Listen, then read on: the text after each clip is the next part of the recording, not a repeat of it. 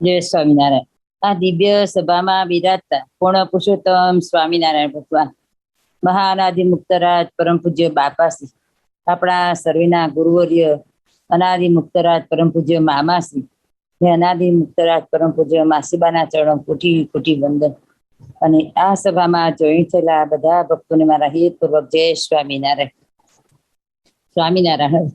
વચનામૃત ગઢડા પ્રથમનું 61.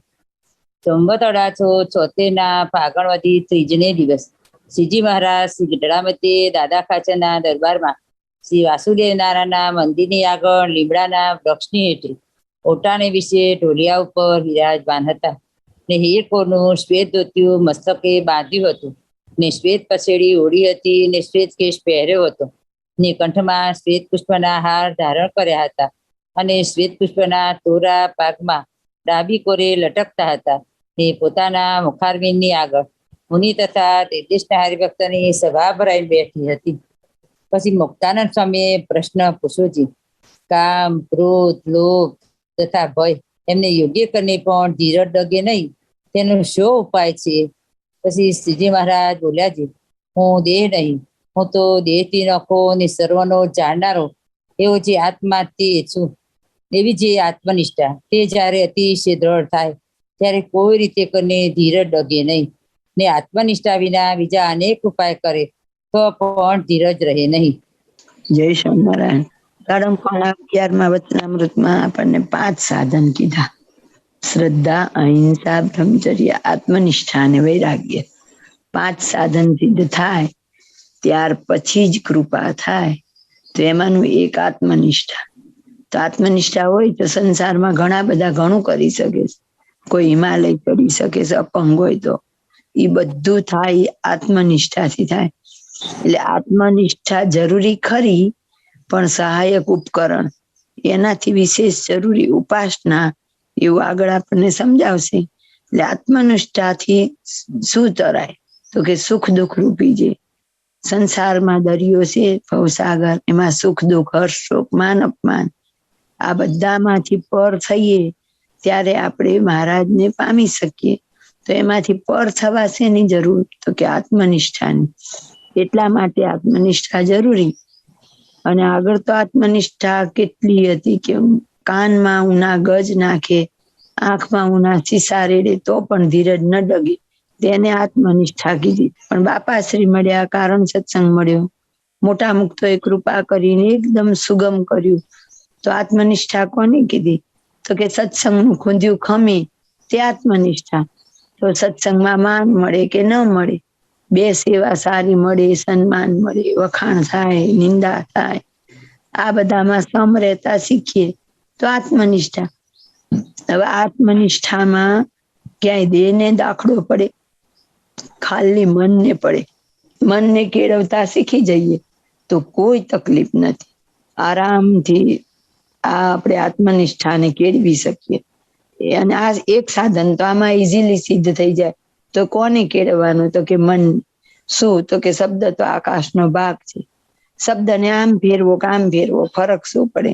એક સાધારણ આપણે દાખલો લઈએ તો રંજ, રની માંથી મીંડું, ખાલી એક કેટલું બોલપેન નો પોઈન્ટ જેટલું. તો રંજ એટલે દુઃખ, અને મીંડું એક ઉડી જાય તો રજ. ક્યાં રજ ને ક્યાં રંજ? તો એમ શબ્દ તો બધી શેની રમત છે? કે કાના માતરની. એને જો એ ન લગાડીએ, અનંત જન્મ લીધા, એવું સાંખ્ય જ્ઞાન દરરોજ શું કરવું પડે? એકવાર નક્કી જ થઈ જાય. ગાળ દે તોય શું, હાર પહેરાવે તોય શું, એટલું નક્કી થઈ જાય. તો મામાએ આપણને એવું શીખવાડ્યું, દરેક ક્રિયા કરતા પહેલા એટલી તપાસ કરવી કે મહારાજને આ કાર્ય કરવું તે ગમશે, બસ. પછી બીજાનો વિચાર ક્યાં કરવાનો હોય? પણ આપણે જો ઘણી વાર તો બીજાના નામે આપણા અંદરના દોષનો ઢાંક પીછોડો કરતા હોઈએ. તો જો આત્મનિષ્ઠા ખાલી સત્સંગનું ખૂંદ્યું ખંભાથી થઈ જતી હોય તો આ એક સાધન આપણે વગર દાખલે સમજણ કેળવી અને સિદ્ધ કરી શકીએ. તો કેટલી બધી કૃપા કે આટલું સુગમ કરી દીધું. તેમ છતાં આત્મનિષ્ઠા તો એક સહાયક ઉપકરણ છે. આગળ મહારાજ કે છે કે અંત સમય તો ઉપાસના જરૂરી છે. જય સ્વામિનારાયણ. સ્વામિનારાયણ. હરે. પછી બ્રહ્માનંદ સ્વામીએ પૂછ્યું છે, આત્મનિષ્ઠા હોય તે અંત સમયે કેટલી સહાય કરે છે? પછી શ્રીજી મહારાજ બોલ્યા છે, જેમ નદી તરવી હોય ત્યાં તો જેને તરતા આવડતું હોય તે તરી જાય, ને જેને તરતા ન આવડતું હોય તે તો ઊભો થઈ રહે. પણ જ્યારે સમુદ્ર તરવો હોય ત્યારે તો તે બેને વહાનું કામ પડે છે. તેમ ટાળ, તડકો, ભૂખ, તરસ, માન, અપમાન, સુખ, દુઃખ, તે રૂપી જે નદી, તેને તો આત્મનિષ્ઠા વાળો હોય તે તરી જાય. પણ મૃત્યુ સમો તો સમુદ્ર જેવો છે. માટે ત્યાં તો આત્મનિષ્ઠા વાળો હોય તથા વગર આત્મનિષ્ઠા વાળો હોય, એ બેને ભગવાનની ઉપાસના રૂપી વહાનું કામ પડે છે. માટે અંતકાળે તો ભગવાનનો દ્રઢ આશ્રય હોય તે જ કામમાં આવે છે. પણ અંત સમયે આત્મનિષ્ઠા કઈ કામમાં આવતી નથી. તે સારું ભગવાનની ઉપાસનાને દ્રઢ કરીને રાખવી. જય સ્વામિનારાયણ. હવે અહીંયા કહી દીધું કે આત્મનિષ્ઠા કરતા વધારે જરૂરી શું? તો કે ઉપાસના. તેમ છતાં આત્મનિષ્ઠા એ બધા માટે, ઉપાસનાને ટકાવવા માટે શું જરૂરી? તો આત્મનિષ્ઠા કેમ? તો કે જીવનમાં સુખ દુઃખ આવે, સુખમાં તો કોઈને તકલીફ પડતી જ નથી. એ તો કુંતાજી જેવા તો કોક જ હોય કે જેમ કે દુઃખ આપો તો તમે મને યાદ આવો. પણ દુઃખ એટલે આજના જમાનામાં દુઃખ એ બહુ હળવા થઈ ગયા. પહેલા તો કેન્સર થાય તો દવા છાંટીને એની રોજ ઈયળો કાઢવામાં આવતી. આજ તો એટલી બધી પેઇન કિલરો, દવાઓ, એટલી સુગમતા થઈ ગઈ. તેમ છતાંય સહેજ તકલીફ આવે એટલે શું છૂટી જાય? તો કે ઉપાસના. સહેજ કંઈક આવે ને એટલે પિતૃ, માતાજી, દોરા ધાગા, કોઈ ક્યાંય ગણપતિ આમ કરી દે, કોઈ કે હનુમાનજી આમ કરે દે. કેટલાય તો પાછા ફિલોસોફી નવા નવા સિદ્ધાંત ગોતે. મહારાજના કુળ દેવતા હનુમાનજી હતા એટલે આપણે ઈ હોવા જોઈએ. પાછા કે જેને જે કામ સોંપ્યું હોય ઈ જ કરે ને, એ મહારાજ ન કરે. એવી બધી આપણે પાછા દલીલો કરીએ કે વિઘ્ન હરવા તો ગણપતિને સોંપ્યું છે ને, હનુમાનજીને ભૂત કાઢવાનું સોંપ્યું ને, આ કાઢવાનું આને સોંપ્યું નથી. સ્વેચ્છા એ બધા કરે છે, પણ એનો અર્થ એવો નથી કે મહારાજ ન કરી શકે. મહારાજનો ખરો ભક્ત તો દુઃખને ટાળવાનો પ્રયત્ન નહીં, વિચારી ન કરે. હા, ક્રિયમાણ કરવાનું. તો શું અર્થ ક્રિયમાણનો? તો કે આપણે કઈ પણ દુઃખ આવ્યું દવા લેવી, ક્રિયમાણ કહેવાય. અતિશય તાપ લાગતો હોય, અતિ પીડા થતી હોય ને એસી કરવું પડે તો એ ક્રિયમાણ કહેવાય. તો ક્રિયમાણ કરવું, પણ ભાર ક્રિયમાણ નો નહીં. જો કે મને બોલવાની ટેવ એવી કે આ દવા લીધી એટલે આ મટી ગયો.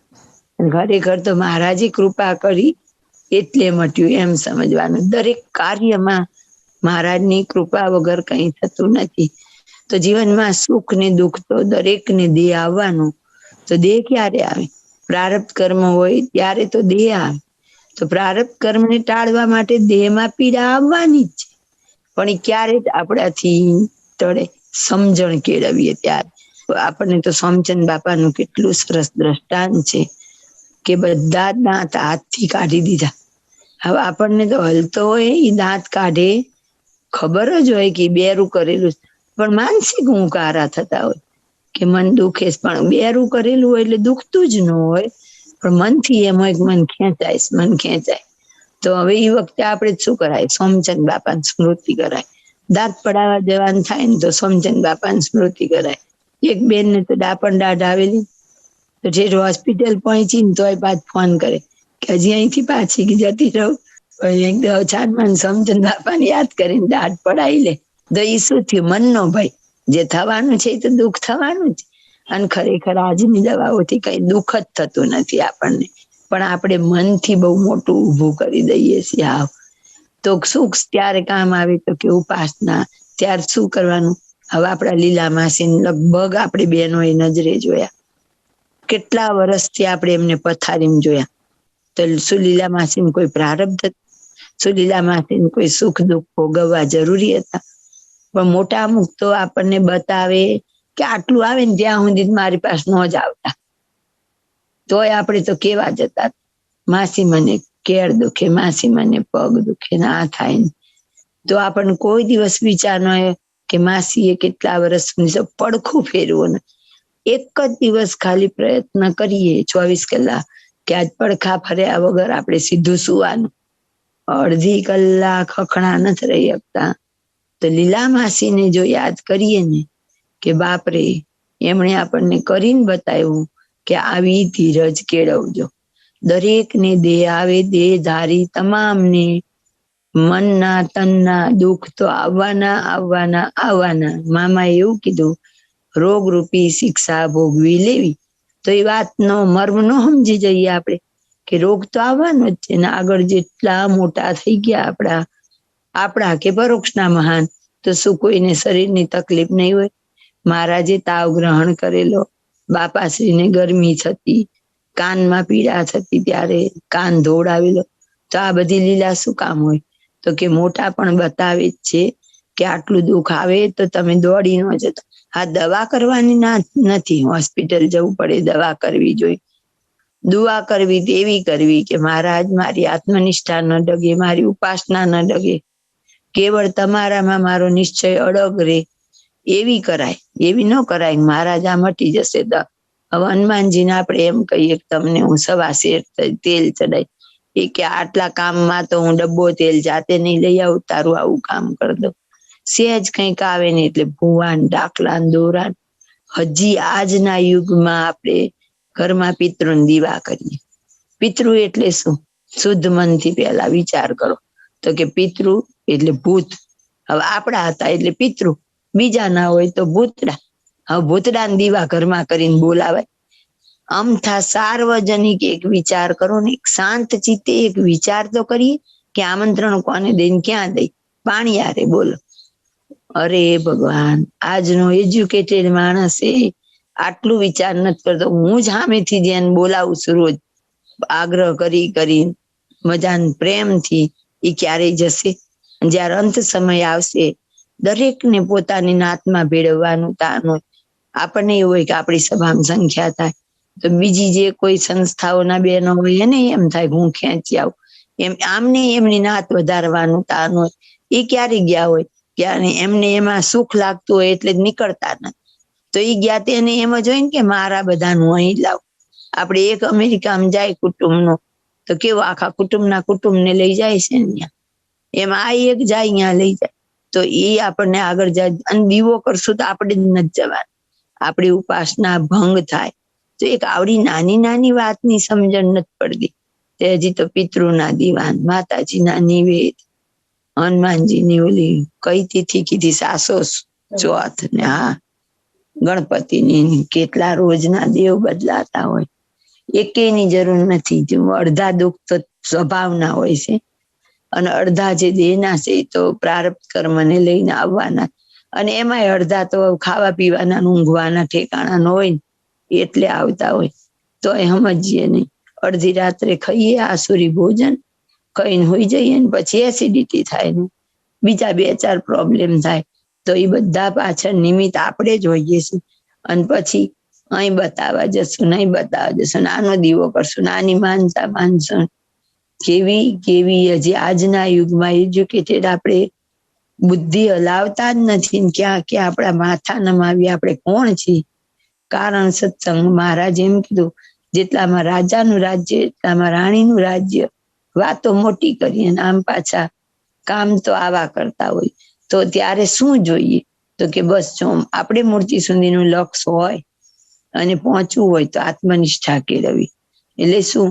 તો કે દેહમાં દુઃખ સુખ માન અપમાન જેવું આવે તો સકામ નહીં થવાનું. કેમ? તો કે દેનારા તો મહારાજ જ છે. જે કંઈ આપે છે એના કરતા મહારાજ છે. હવે એમ કહેવાય કે આપણું પ્રારબ્ધ કોણ? તો કે મહારાજ. શ્રી હરિની ઈચ્છા એ જ આપણું પ્રારબ્ધ. મહારાજની જ પ્રેરણાથી જે કંઈ આવેલું છે તો એને ટાળવાનો ખરેખર તો પ્રયત્ન નથી કરવાનો. એને બદલે આપણે ટાળવા માટે જો સકામ થઈ જઈએ અને એમાં અન્ય દેવની ઉપાસના કરીએ તો આપણને ગઈ વખતે લીધું ને પ્રથમના 56માં, એની વેશ્યા જેવી ભક્તિ કહેવાય. મહારાજને તો નિષ્કામ ભક્ત વાલા છે. તો અહીં જરૂરી છે આત્મનિષ્ઠા. અને આત્મનિષ્ઠા જરૂરી એટલે છે કે તો જ ઉપાસના ટકશે. જો આમાંનું આપણે કંઈ પણ કરતા હશું, પિતૃના દીવા, કોઈ નિવેદ, કોઈ પણ આસ્થા ગણપતિની, હનુમાનજીની, કે કોઈ બીજા કોઈ દેવી દેવતાની, કે જન્માષ્ટમીની ઇવન, તો એ બધી જ ઉપાસના ભંગ. શિવરાત્રી બીલીપત્ર ચડાવવા, સામેની ઊભી રાખીએ તો આમ થાય, સંધ્યા સમયે આમ કરીએ તો આમ થાય. આ બધો જ મહારાજની નિષ્ઠામાં ખામી બતાવે.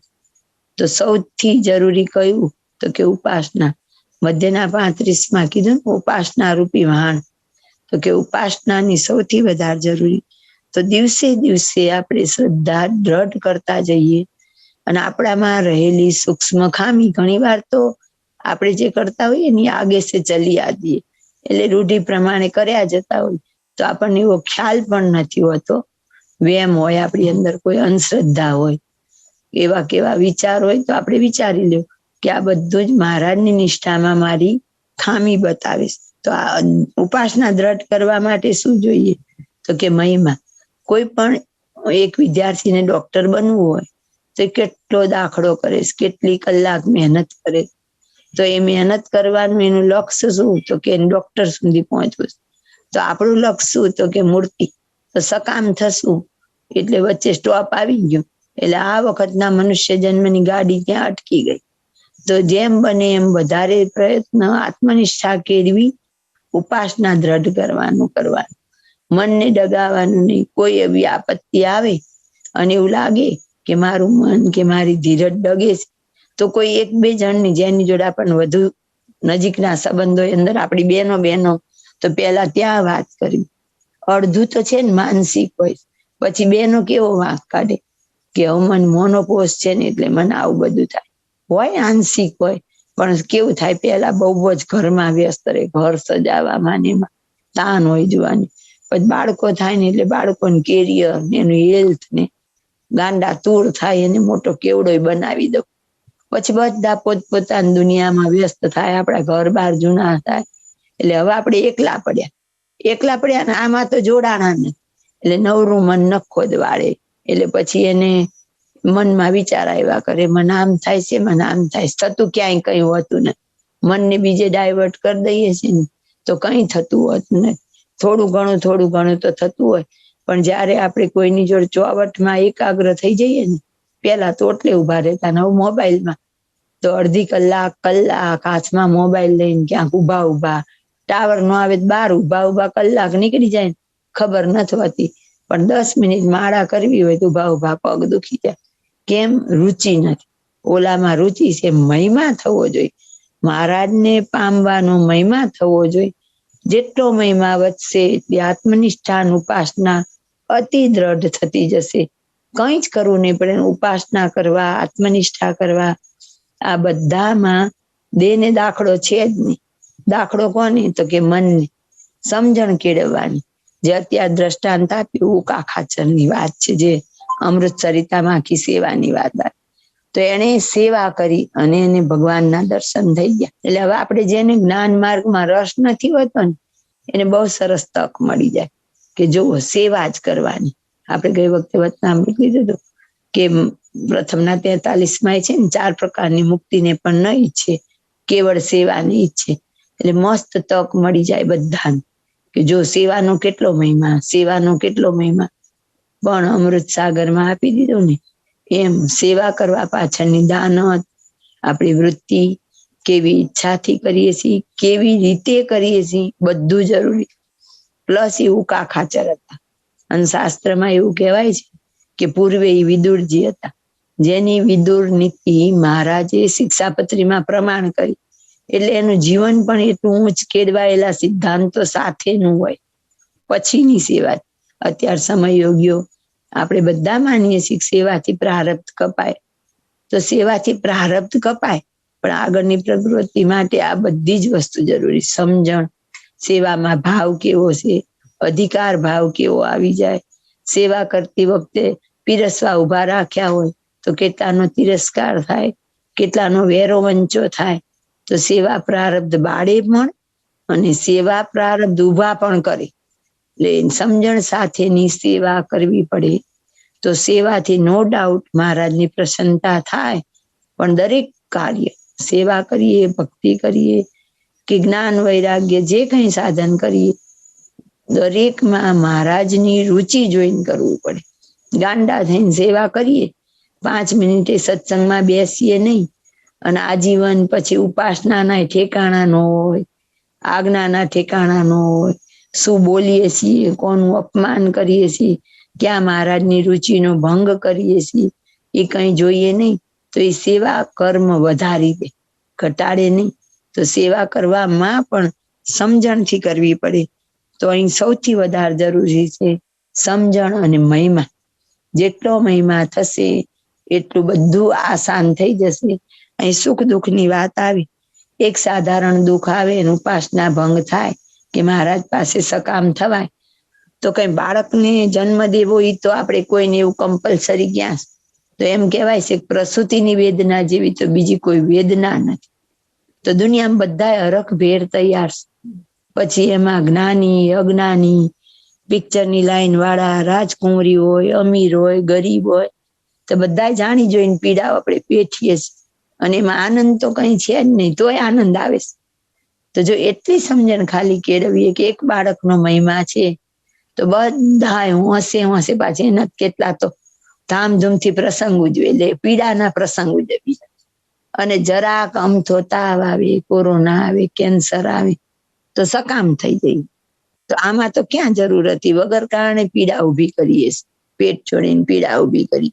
એટલી સમજણ ખાલી કેળવીએ કે એક બાળકનો મહિમા છે, તો હોંશે હોંશે દરેક સ્ત્રી આ દુઃખ વેઠે. તો જો ભગવાનનો મહિમા હશે તો દુઃખ તો કઈ વેઠવાનું નથી. દુઃખ એ પાછું કેમ આવ્યું, તો કે આપણું કરેલું હતું એને મહારાજે હળવું કરીને આપ્યું છે આપણને. કેટલું બધું આપણું હિમાલય પર્વત જેટલા કર્મ છે એમાંથી સંચિત તો બાળી દીધા, પ્રારબ્ધ રૂપે થોડાક જ રાખ્યા. તો આપણે 22મો પ્રસંગ વાળાનો હતો, એક વખત જોયો તો, એમાં પાછું આગળ લખેલું છે કે આ વખતે પ્રારબ્ધને દૂર ઠેલીએ તો આગળ તો પાછા ઉભા જ છે. હા, અતિ મોટા કોઈ તમે એવી સેવા કરી અને સામેથી પ્રસન્ન થઈ ગયા અને પ્રારબ્ધ ટાળી દીધા, તો એ વાત જુદી છે. તો ધીરજ સૌથી અગત્યનો. અહીંયા જો આપણને કોઈ ગુણ હોય તો શું કેળવવી પડે, તો કે ધીરજ કેળવવી પડે. ધીરજ કેળવશું તો જ આત્મનિષ્ઠા આવશે, અને આત્મનિષ્ઠા થશે તો જ ઉપાસના ટકશે, નહીતર ઉપાસના પણ ટકશે નહીં. આપણને બધાને એવું હોય મારે તો ઉપાસના પાકી, મારે તો પાકી, પણ હમણાં મહારાજે એક પછી એક ઉપાધિ આપતા જાય ને ત્યારે આપણને ખબર પડે કે આપણી ઉપાસના કેટલી ટકે છે. ક્યાં ખૂણામાં તો એવું આમ સહેજ સંકલ્પ થઈ જાય, પિતૃ નથી માનતા એટલે જ નહીં હોય ને, માતાજી નથી માનતા એટલે જ નહીં હોય ને, અને કદાચ અહીંયાથી આગળ વહી જાવ તો કે પૂજામાં દેવ હતા એ મેં કાઢ્યા એટલે તો નહીં હોય ને. એવું થાય ને થાય. કાંત પછી એમ કે હું બાપા વાળી થઈ એટલે તો નહીં હોય ને. સંકલ્પ થાય એટલે પૂરું થઈ ગયું. એટલે આપણી ઉપાસનામાં કાચપ, શ્રદ્ધામાં કાચપ. તો સૌથી જરૂરી છે પેલી ધીરજ, શ્રદ્ધા, આત્મનિષ્ઠાનું ઉપાસના. આ બધા માટે મહિમા કે મને પ્રાપ્તિ શું છે. જો મહિમા હોય તો આ બધી વસ્તુ ગૌણ થઈ જાય.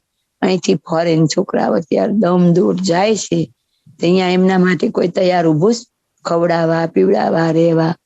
ઠંડી, વાતાવરણ જુદું, એમની ભાષા જુદી, નવા કલ્ચરમાં જઈને સેટ થવાનું. તો એ બધા જાય છે ને હોંશે કરોડપતિના દીકરા, અબજપતિના દીકરા, રોડપતિના દીકરા બધા જાય છે. તો આપણે તો મહારાજને પામી ચુક્યા છે. મોટા મુક્ત એ આપણા ચૈતન્યને મુક્ત કરીને મૂર્તિમાં રાખ્યો છે, પણ એને ઈ સુખને ઝીલવા અને ઈ સુખની અનુભૂતિ કરવા માટે કઈ દાખલો નથી. ક્યાંય એવું નથી લખ્યું ઉભા પગે તપ કરજો, આટલા પર્વત ચડજો, આટલા ઉપવાસ કરજો, એવો કોઈ દાખલો કીધો નથી. કેવળ પ્રસન્નતા માટે આ બધા ગુણ કેળવવાનો પ્રયત્ન કરવાનો છે. સ્વામિનારાયણ હરે. પછી વળી મુક્તાનંદ સ્વામી પૂછ્યું છે, ભગવાનનો ભક્ત હોય તેને સિદ્ધિઓ આડી આવે છે, તે જેને ભગવાનના નિશ્ચયમાં ડગમગાટ હોય તેને જ આવે છે કે નિશ્ચયવાળાને આવે છે?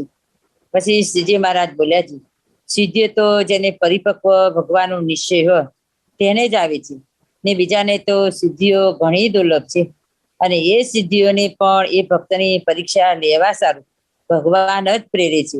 જે એની ઉપર ઘણું હેત છે કે સિદ્ધિઓ પર ઘણું હેત છે, એવી રીતે ભગવાન પોતાના ભક્તની પરીક્ષા જુએ છે. પછી જો એ પાકો ભક્ત હોય ને ભગવાન વિના બીજું કઈ ન ઈચ્છે ને નિર્વાસનિક એવો એકાંતિક ભક્ત હોય તો ભગવાન પોતે તે ભક્તને વશ થઈ જાય છે. જેમ વામનજીએ બળીરાજાનું તિલકનું રાજ્ય લઈ લીધું અને 14 લોકના 2 પગલા કર્યા, અને ત્રીજા પગલા સારું તે બળીરાજાએ પોતાનું શરીર આપ્યું, એવી રીતે શ્રદ્ધા શોધ ભગવાનને સર્વસ્વ આપ્યું, તો એ ભગવાને એને વગર વાકે બાંધ્યું, તો પણ ભક્તિ થકી પડ્યો નહીં. ત્યારે એ બી પોતાની અનન્ય ભક્તિ જોઈને પોતે ભગવાન તે બળીના બંધનમાં આવતા હવા. અને ભગવાને તો બળીરાજાને ક્ષણ માત્ર બાંધ્યો હતો, અને ભગવાન તો એની ભક્તિરૂપી દોરીએ કરીને બંધાણા છે. તે આજ દિવસ સુધી પણ અખંડ બળીને દરવાજે ઊભા છે. અને બળીરાજાની દ્રષ્ટિ થકી પણ માત્ર પણ ભગવાન છેટે થતા નથી. એવી રીતે આપણે પણ બીજી સર્વ વાસના ટાળીને ને ભગવાનને સર્વસ્વ અર્પણ કરીને ભગવાનના દાસ થઈ રહીશું. અને એમ કરતા એ ભગવાન આપણને વધુ દુઃખ દેશે તો ભગવાન પણ પોતે આપણે વશ થઈ જશે. શા માટે? જે પોતે ભક્ત વસલ છે અને કૃપા સિંધુ છે, તે જેની પોતાને વિશે અતિ દળ ભક્તિ દેખે તેને પોતે આધીન થઈ જાય છે. પછી તે પ્રેમ ભક્તિએ યુક્ત જે ભક્તનું મન, તે મન રૂપી દોરીએ કરીને બંધનમાં આવે છે. પછી છૂટવાને સમર્થ થતા નથી. માટે જેમ જેમ ભગવાન આપણને કસણીમાં રાખે તેમ તેમ વધુ રાજી થવું જોઈએ. જે ભગવાન જેમ જેમ મને વધુ દુઃખ દેશે તેમ તેમ વધુ મારે વશ થશે, અને પળ માત્ર મુક્તિ છેટે નહીં રહે. એવું સમજીને જેમ જેમ ભગવાન અતિ કસણી દેતા જાય તેમ તેમ અતિ રાજી થવું. પણ કોઈ રીતે દુઃખ દેખીને અથવા દેહના સુખ સારો પાછો પગ ભરવો નહીં. નીતિ વચનાવૃત પ્રથમનું 61. જય સ્વામિનારાયણ. પેલા વાત સુખ દુઃખ ની આવી, હવે સિદ્ધિની. માન અપમાન તો કે હવે સિદ્ધિ તો કે સત્સંગમાં થોડાક આગળ વધીએ એટલે બધે આપણને માન સન્માન, આવો ભાઈ આવો, આવો બેસો બેસો મળે, હાર પહેરાવા મળે. હવે આપણા માટે અહીંયા સાધન કાળમાં આ સિદ્ધિ, પછી જે ધ્યાન માર્ગમાં આગળ વધે ત્યારે એને જે દેખાય એ વાત જુદી છે, પણ સાધન કાળમાં આગળ ખુરશી મળે એટલે આપણને જરાક પાવર આવી જાય કે એવી સિદ્ધિમાં પણ જે ન લોભાય. કેવળ એક ભગવાનની મૂર્તિના સુખ સિવાય બીજું કોઈ જ લક્ષ ન હોય. આમ આપણને નક્કી જોવું જોઈએ ને ટાર્ગેટ, કે બસ મારે આ દેહ કરીને શું લેવાનું, તો કે એક મૂર્તિનું સુખ.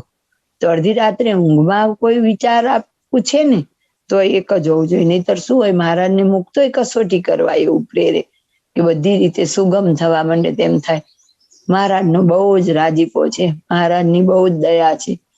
પણ રાજબાઈએ પૂછ્યું, મહારાજ તમે જેના પર ખૂબ રાજી થાવ તો શું આપો? તો કે બધું લઈ લો. તો એને રાજીપો કહેવાય. પણ આપણને એમ મહારાજની બહુ દયા છે, મારે બધું આમ દામ ઠામ બધું સરસ છે. ત્યારે આમ દામ ઠામ સરસ થાય એટલે 2-5 રૂપિયા દાન આપીએ એટલે આપણને માન સન્માન મળે, હાર મળે. લાખ રૂપિયા દઈને એક ઓલો ગુલાબના ઓલા ગોટાનો હાર પહેરી આવીએ તે આપણા જેવું મૂર્ખું કોણ? એટલે મામાએ આપણને ના પાડેલી કે દાન ગુપ્ત રાખવું. એક ગંગા સતી જેવા ગંગા સતી એમ કે દાન દેવે પણ રહે છે જાતિ. કોઈ પણ આધ્યાત્મિક માર્ગના વ્યક્તિ હશે ને એમ જ કહેતા હશે કે દાન ગુપ્ત રાખવું, પણ એટલું આપણાથી તો જીરવાતું નથી. તો એ સિદ્ધિ આડી આવી. આમ સ્ટેજ ઉપર નામ બોલાય અને જાય આપણા 5 લાખ 10 લાખ 2 લાખ 1 લાખ ગયા આકાશમાં. કીર્તિદાન થઈ ગયું, અહીંયા ને અહીંયા પૂરું થઈ ગયું. આપણને મામા એક આટલી નાની વાત શીખવાડીને ગયા છે અને આપણે એટલું ફોલો નથી કરી શકતા. હજી આપણને નામ બોલાય એમાં રસ હોય, અને ક્યારેક તો નામ ન બોલાય તો વાંધોય પડી જાય. કાં વધારે નામ બોલાતું હોય ને આગળ બેસાડે ને અહીંયા આપણે ધીમે ધીમે ખસતા જઈએ. તો કેમ ઈ થયું? તો કે સિદ્ધિઓ નડી આપણને. તો આ પણ આત્મનિષ્ઠાની ખામી જ છે. અને અહીંયા મહારાજ એમ કે જે એક મૂર્તિ વિના બીજું કાંઈ નહીં છે એવા નિર્વાસનિક એકાંતિક ભક્ત, એને એકાંતિક કીધો. તો એકાંતિક ભક્ત એને વશ ભગવાન થઈ જાય છે. એવા ભક્તને વશ તો પોતે ભગવાન થઈ જાય. પછી બળીરાજાનું દ્રષ્ટાંત દીધું. એ કાર્યાણીના 8માં મહારાજે બળીરાજાને યાદ કર્યા. ખરેખર તો બળીરાજા અસુર છે, તો પણ એને યાદ કર્યા. પ્રહલાદજીના દીકરાના દીકરા, પ્રહલાદજી એના દાદા થાય. તો પ્રહલાદજીના પિતા અસુર કુળ હતું. તો એ બલિરાજા અસુર હતા છતાં યજ્ઞ કરતા હતા. યજ્ઞ પૂરો થવાય તો યજ્ઞ જો પૂરો થઈ જાય તો અસુરનું બળ વધી જાય. એટલે દેવોએ બધાએ નક્કી કર્યું કે આનો યજ્ઞ નિર્વિઘ્ને પૂરો થશે તો આપણી જ ગાદી બધાની જોખમ. અને એમ કે બધે હાહાકાર મચી જશે, દાનવનું જોર વધી જશે, એને વિઘ્ન કરવું પડશે. એટલે વિષ્ણુ ભગવાન વામન સ્વરૂપ લઈને આવે અને યજ્ઞ પૂરો થવા ન દે પેલા જ બારી તેલ નાખે. તો શુક્રાચાર્ય એના ગુરુ સમજી જાય છે કે આ તો કે છેતરવા માટે આવ્યા, એટલે એને રોકે, તું દાન ન આપીશ. પણ બળીરાજા ભલે અસુર હતા તો પણ એની દ્રઢ ટેક હતી કે નહીં, મારા આંગણેથી કોઈ પાછું જવું જોઈએ નહીં. એટલે યજ્ઞ અધૂરો છોડીને બહાર આવે. આમ તો બધાને પણ ખબર જ હશે. અને શુક્રાચાર્ય એની રક્ષા કરવા માટે ઝારીની અંદર ગરી જાય કે પાણી બહાર ન આવવા દો, સંકલ્પ મૂકવા માટે. તો ભગવાન એને સૂળ ભોંકે એટલે એની આંખ ફૂટી જાય. અને તો પણ એને ખબર પડી જાય છે કે આ તો વિષ્ણુ ભગવાન છે. તો પણ બળીરાજા કે નહીં, મારા આંગણેથી હું કોઈને પાછા નહીં કાઢું. એ મારો તો કેટલી સત્યની ટેક એટલી આપણી છે. હતા અસુર કુળના તો પણ એના વચન પાડવાની ટેક કેટલી. એને ખબર છે કે આ મન છેતરવા આવ્યા છે, મારો યજ્ઞ પૂરો નહીં થવા દે. તેમ છતાં એ તૈયાર છે, જે માંગે એ આપું. એટલે પેલા રેડિયા મોલું આવતું ને ગીત, તેરે દ્વાર ખડા ભગવાન ભગત ભરદે રે ઝોલી, એવો કોઈ દિવસ મિનિંગ વિચારેલો નહીં. હવે સમજાણું કે તેરે દ્વાર ખડા ભગવાન ભગત, એટલે બલિરાજાને કે તારા દરવાજે ભગવાન ઉપાસ, તું જોડી ભરી દે ભગવાન એમ. એના માટે એ ગીત હતું. તો એવી રીતે માંગે છે. તો આપણા કદાચ દીકરા, ધંધો, નોકરી કે ઘર સંપત્તિ બધું ભગવાન લઈ લે તો એ શેના માટે લે? તો કે એથી અધિક મૂર્તિનું સુખ આપવા માટે લે. અને પછી બળીરાજાને એકને જ વિરાટ સ્વરૂપના દર્શન થાય. હવે એમાં બળીરાજાએ કયો મોટો દાખલો કર્યો? ખાલી વચન નિભાવ્યું એટલો જ ને, બીજો જ કઈ શ્રમ કર્યો તો એને એના મહારાજના, આપણે હું જ્યાં બોલાય અહીંયા મહારાજ આવશે, સમજી જાવ. 7 પાતાળનું એક પગલું કર્યું અને 7 સ્વર્ગનું બીજું કર્યું. તો ત્રીજું ક્યાં મૂકવું કે? તો કે પૃથ્વીનું દળ તોડી ઇંડકટા ફોડી અને 7 સ્વર્ગમાં પગ મૂક્યો. તો કે ત્રીજું મારા માથે મૂકો. એટલે બલિ એમના વશમાં આવી ગયો, એટલે બધું જ વશમાં આવી ગયું. તોય બળીરાજા એમ કે મહારાજ તમને તો મારા રૂવાડા વાગ્યા હશે, એટલે જીભે કરીને એને પગને ચાટે કે તમને મારા શરીરના રોમ વાગ્યા હશે. તો આટલું સર્વસ્વ લે તો આપણે તો હતા લૂંટારા, લૂંટી ગયા, કેટલું કરી નાખીએ. તો એને ધીરજ કેટલી રાખે? એને એમ ન થયું કે આ મારું શું માંગી લેશે, શું? એક જ વચન, એક જ નિષ્ઠા કે મારે મારું વચન પાડવાનું. તો આજીવન ભગવાન એને વશ થઈ જાય. પછી તો આગળ વાત મોટી છે કે લક્ષ્મીજી મૂંઝાય કે હવે કેમ ભગવાન આવ્યા ને. પછી લક્ષ્મીજી આવે ને એને બેન બનાવે. તો ભગવાન તો વશ થયા પણ લક્ષ્મીજી એ વશ થઈ ગયા. ક્યારે? તો કે એને વચન, એનું ટેક પાડી. તો આપણને જ મહારાજ ક્યાં કઈ કેસ બીજું મોટું, કેવળ ખાલી આપણને ઓડાના પદ ગઈએ એમાં નિત્ય આપણને મહારાજ સલાહ આપે છે. કે પેલા મહારાજે વર્ણન કર્યું કે આજ મારે ઓડે આવ્યા અવિનાશી અલબેલ. તો મેં શું કર્યું? તો કે મેં મહારાજને ચાકડો દીધો ને હાર પહેરાયો. પછી બીજામાં આખી મૂર્તિનું આપણે વર્ણન કે આવા વસ્ત્ર અલંકાર ધારણ કર્યા છે. પછી મહારાજ કે બેસ હું તને વાત કરું. ત્રીજા પદમાં મહારાજ કે કેવું મારું ધામ છે, શીતળ શાંત છે, તેજની ઉપમા ન દેવાય ને તેમાં હું રહું. આપણે એમ કહીને કે અમેરિકા આવું છે, અહીં બળદિયા આવું છે, તો એને કેવું પડે ને કે અહીં કેટલા કેટલા સુખ સગવડ છે. એમ મહારાજ આપણને બધું બતાવે. તો કે હવે મારી મૂર્તિને પામવું હોય તો શું કરવું? તો ચોથા પદમાં પછી સલાહ આપી. તો પહેલી કીધી નિષ્કામ ભક્તિ, બીજું કીધું મિથ્યા પંચ વિષયની આસ મૂકવી, અને ત્રીજું કીધું દેહના સગા સંબંધી માંથી પ્રીતિ તોડવી. 3 જ વસ્તુ બતાવીશ, કોઈ લાંબુ લિસ્ટ નથી. અને 3માં વધારે જરૂરી છે આત્મનિષ્ઠા. તો આ 3 જ કરવા માટે મહારાજ શું કરે? તો કે આપણી પરીક્ષા કરવા માટે નાના મોટા કઈક વિઘ્ન મૂકે. ઈ પણ આપણા જ કર્મનો પ્રસાદ હોય છે. તો પ્રેમેથી એને સ્વીકારી લેવો. મામાનું વચન યાદ કરવું કે રોગરૂપી શિક્ષા ભોગવી લેવી. તો કે જેમ જેમ દુઃખ દે તેમ તેમ તો ભગવાન કેમ આપણે રાજી થવું જોઈએ, ભગવાન રાજી થાય. ચલો આ મારી પરીક્ષામાંથી પાસ થાય. પણ મને તો અત્યારે હાલમાં મારી નજરે કોઈની બહુ કસોટી કરતા હોય એવું દેખાતું જ નથી. આમે કળિયુગમાં ભગવાન પ્રસન્ન બહુ જલ્દી થાય. આગળ લાખ વર્ષ તપ કરતા તોય નહોતા પ્રસન્ન થતા, અને આજ તો સહજમાં પ્રસન્ન થાય. અને એમની અતિશય પ્રસન્નતા, ત્યારે તો આપણને આપણા કોઈ પાત્રતા નહીં, આપણો કોઈ દાખલો નહીં, પ્રયત્ન નહીં, અને સેજે સેજે આપણને બાપાશ્રીની ઓળખાણ થઈ. સોમચંદ બાપા, આપણા જાદવજી બાપા, મામા, માસી, મુનિસ્વામી, મામા, બાપા એમ કેતા હોય કે સાજા બ્રહ્માંડમાં આવો, સાધુ ગોતી આવો. એવા ઉત્તમ મુક્તોની પરંપરામાં આપણે આવી ગયા. અને હવે કરીને કરવાનું શું છે? આમે બોત વીતીને થોડી રહી. જે ભગવાન ભજે છે એનું પણ શરીર ઘસાય છે, અને નથી ભજતા એનું પણ ઘસાય. ડોક્ટરને ખુદને રોગ આવે છે, તો એમાં તો કઈ કોઈનો ફેર પડવાનું નથી. તો શું કેળવવાનું? ફક્ત સમજણ. એટલું જ સમજણ કેળવીને દ્રઢ રાખવાનું કે જો મારો નિશ્ચય ડગી જશે તો ફેર બીજો દેહ, બીજી પીડા. જન્મ આવશે એટલી વાર પીડા તો આવવાની જ છે. તો મોટા મુક્તોના વચનમાં વિશ્વાસ રાખી થોડું ઘણું આવે ત્યાં દ્રઢ નિશ્ચય રાખવો. અને આજ કોઈ તકલીફ, એટલી બધી પીડા અસહ્ય હોતી જ નથી. બહુ કહેવાય ને કે મામૂલી દેહને પીડા, આગળ તો બધા કેટલા દુઃખ સહન કરેલા. એ હમણાં આપણે આ વચનામૃત પૂરું થશે ને એટલે એ થોડું વાંચશું આજે. સ્વામિનારાયણ. હરિ રહસ્યાર્થ પ્રદીપિકા ટીકામાં પ્રશ્ન 3 છે. તેમાં પહેલામાં આત્મનિષ્ઠા દ્રઢ થાય તો ધીરજ ડગે નહીં. બીજામાં અંત સમયે તો અમારી ઉપાસના જ કામ આવે છે. ત્રીજામાં પાકા ભક્તને સિદ્ધિઓ આવે છે, તેમાં ન લોભાય.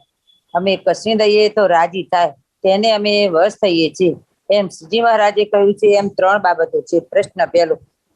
બીજા પ્રશ્નમાં સિદ્ધિઓ કહી તે શી સમજવી, અને પ્રથમના 21માની 9મી બાબતમાં સિદ્ધિઓ કહી તે શી જાણવી. ઉત્તર 1.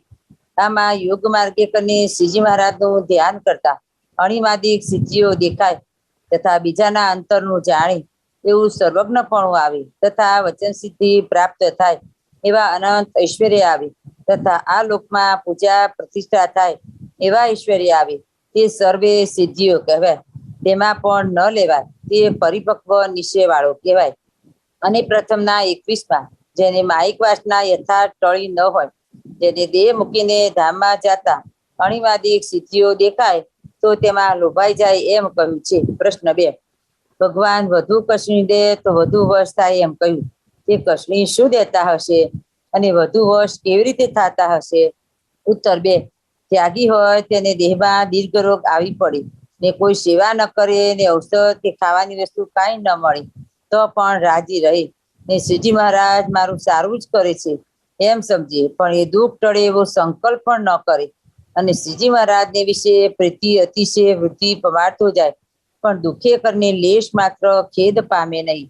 એવી કચડીમાં રાજી રહે તો એને શ્રીજી મહારાજ સદાય સંભાળે, એની દ્રષ્ટિથી પણ માત્ર છેટે રહે નહીં. તે વશ થયા કહેવાય.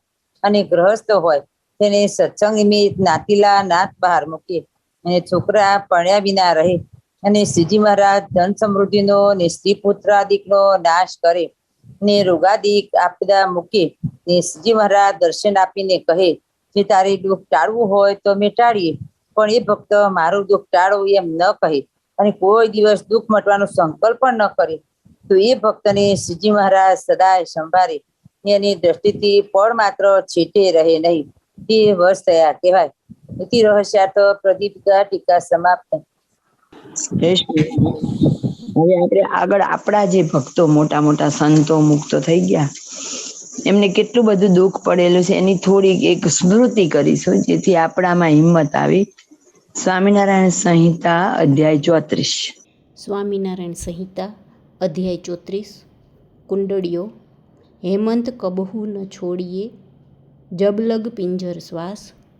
100 લાંઘણ હોય સામટી, પણ કેસરી ભખે નહીં ઘાસ. કેસરી ભખે નહીં ઘાસ, યું હરિદાસ અટારા. પડત વિપત અતિ પિંડ, વધત અતિ સુભગ વિચારા.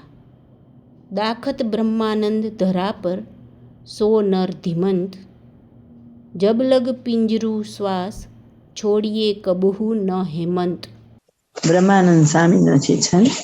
હિંમત કબહુ ન છોડીએ, એટલે કે હિંમત ક્યારેય ન છોડવી. જબલગ પિંજર શ્વાસ, જ્યાં સુધી આ માનવ દેહ રૂપી પિંજરામાં આપણને શ્વાસ છે ત્યાં સુધી હિંમત રાખવાની. પણ સહેજ પણ વિશ્વાસ ડગવા દેવાનો નહીં. 100 લાંઘણ હોય સામટી, પણ કેસરી ભખે નહીં ઘાસ. 100 ઉપવાસ થાય તો પણ ક્યારેય તે કેસરી એટલે કે વનનો રાજા સિંહ ક્યારેય પણ ઘાસ ખાય નહીં. તો આપણી ઉપાસના કેમ ટળી જાય? જો એ ઘાસ ન ખાય અને ભૂખ્યો રે તો આપણે મહારાજનો આશરો કેમ તૂટે? કેસરી ભખે નહીં ઘાસ, જ્યું હરિદાસ અડારા. જો કેસરી ઘાસ ન ખાય તો પછી હરિનો દાસ હોય એ પણ એવો અડગ રહેવો જોઈએ. પડત વિપત અતિ પિંડ, દેહ ઉપર અતિ પિંડ એટલે કે પડત વિપત એટલે કે અતિ દુઃખ, અતિ પિંડ, પિંડ એટલે દેહ ઉપર. જેટલી દેહ ઉપર વિપત વધતી જાય, વધત અતિ સુભગ વિચારા. એમ સુભગ એટલે સારા વિચાર વધતા જાય. આ લીટી જે વચનામૃતમાં છે એ જ વસ્તુ અહીંયા છે. પડત વિપત અતિ પિંડ, વધત અતિ સુભગ વિચારા. દાખત બ્રહ્માનંદ ધરા પર, સો નર ધીમંત. આવું જે આ સૃષ્ટિ ઉપર આપણે પૃથ્વી ઉપર આવી હિંમત રાખશું તે નર જ સાચો ધીમંત છે. જબ લગ પિંજરું શ્વાસ, છોડીએ કબહુ ન હિંમત. જ્યાં સુધી આ દેહમાં છેલ્લો શ્વાસ હોય ત્યાં સુધી હિંમત નહીં છોડવાની, નિષ્કામ ભક્તિ રાખવાની. પડીને મામા કે દેહ પડી જશે, બીજું શું થશે? પણ નિષ્કામ ભક્ત ભગવાનને બહુ આલા છે અને ભક્ત ભગવાન પાસે નહીં, ભગવાન ભક્તને વશ થઈ જાય. હવે એવી પ્રાપ્તિ કરવી હોય તો શું કરવાનું? તો કે છેલ્લા શ્વાસ સુધી હિંમત નહીં હારવાની.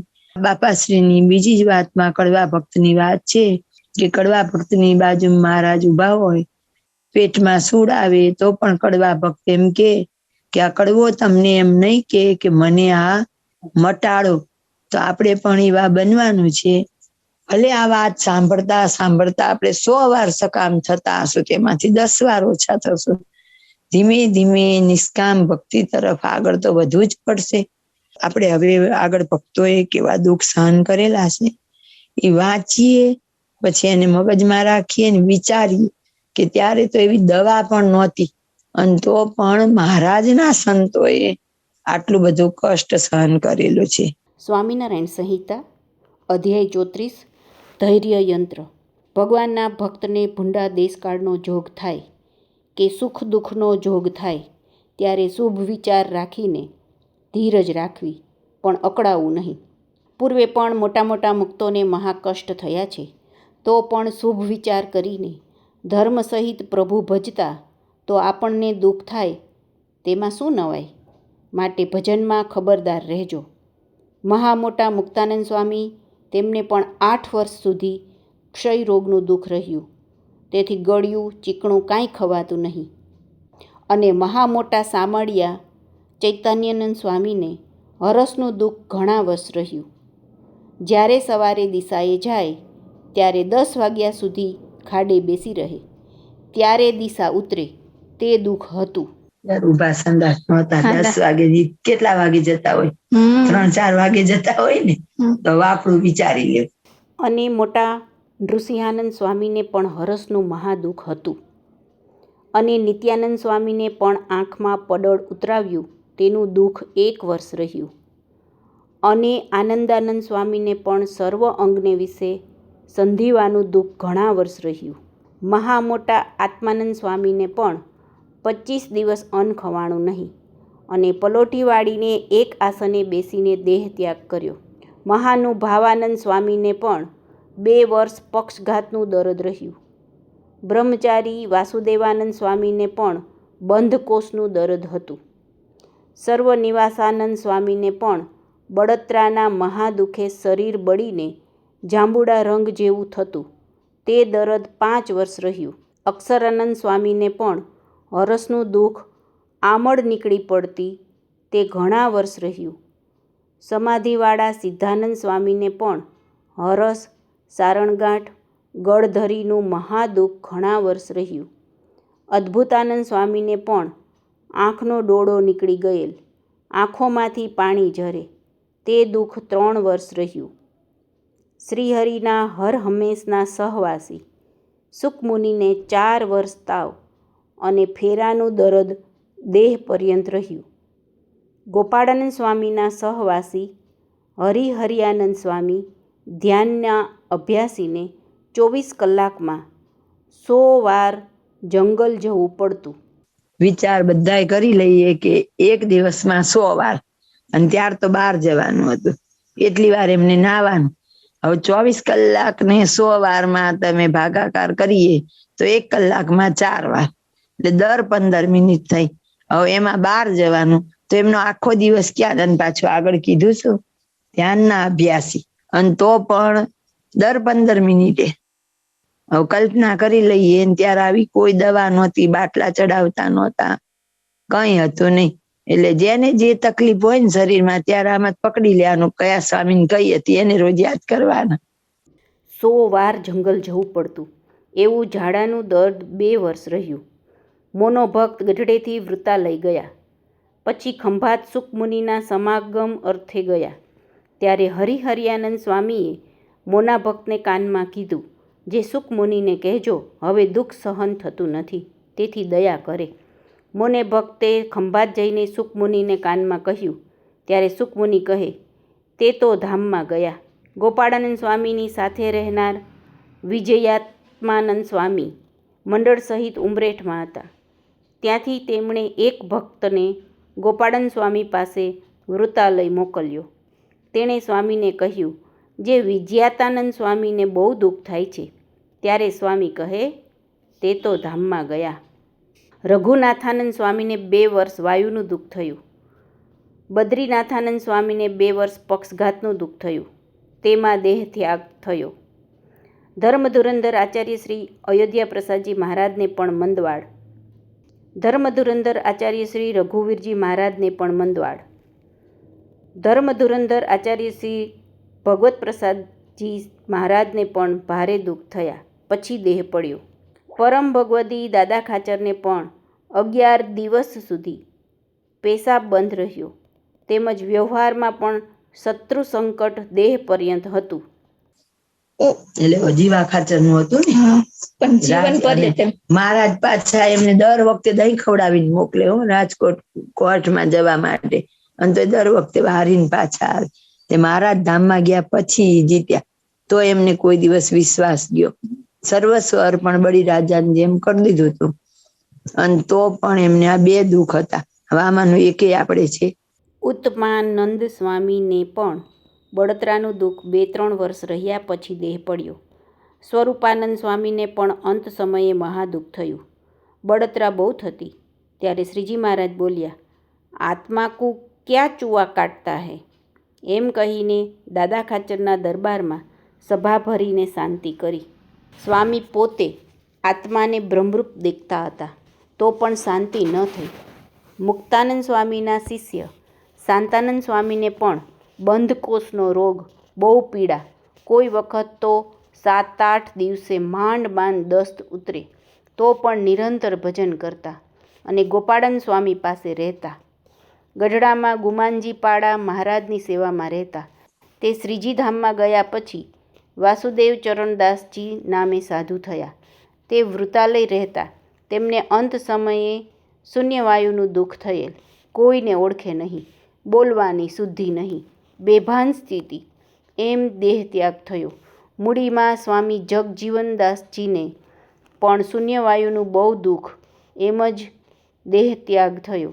ગઢડામાં સાધુ મહાપુરુષ દાસજીને 16 મહિના સુધી ઘણું દુઃખ રહ્યા પછી દેહ છૂટ્યો. આ પ્રમાણે મોટા મોટા મુક્તોને પણ ઘણા દુઃખ અંત સુધી હતા.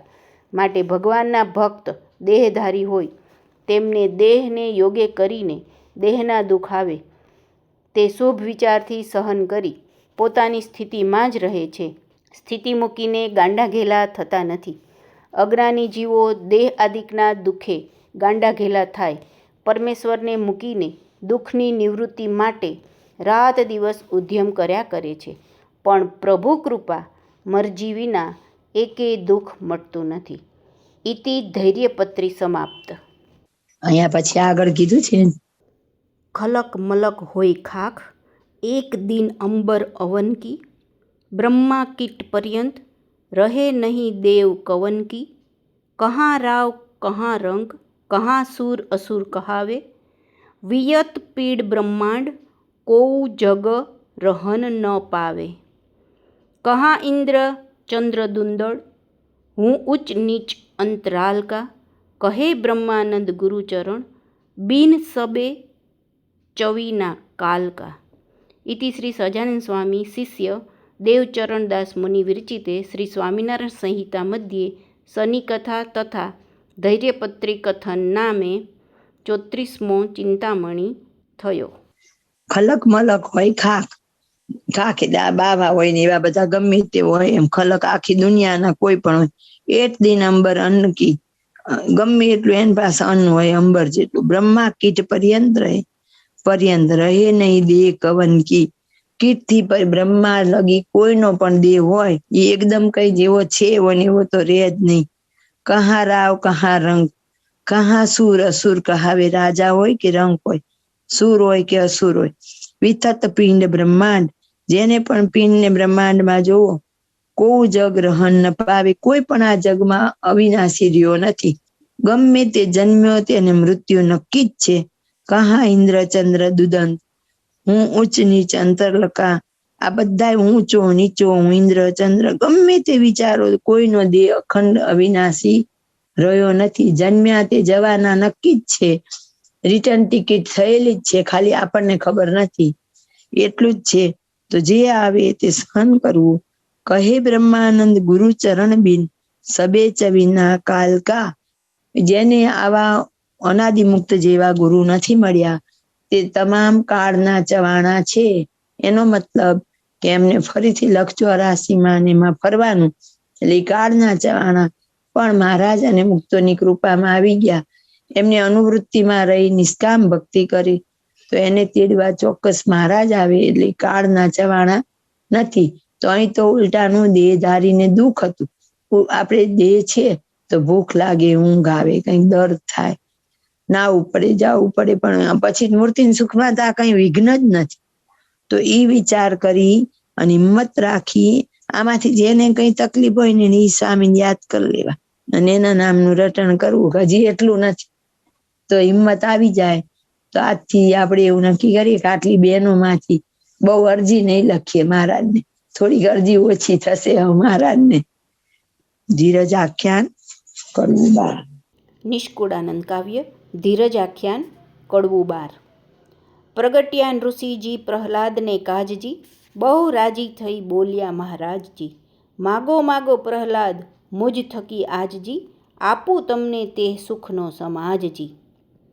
આપું સમાજ સુખનો એમ બોલ્યા છે નરહરિ. પ્રહલાદ કહે તમે પ્રસન્ન થયા, હવે શું માંગવું બીજું ફરી. મારે તો નથી કાંઈ માંગવું પણ એવું કહેશોમાં કોઈને.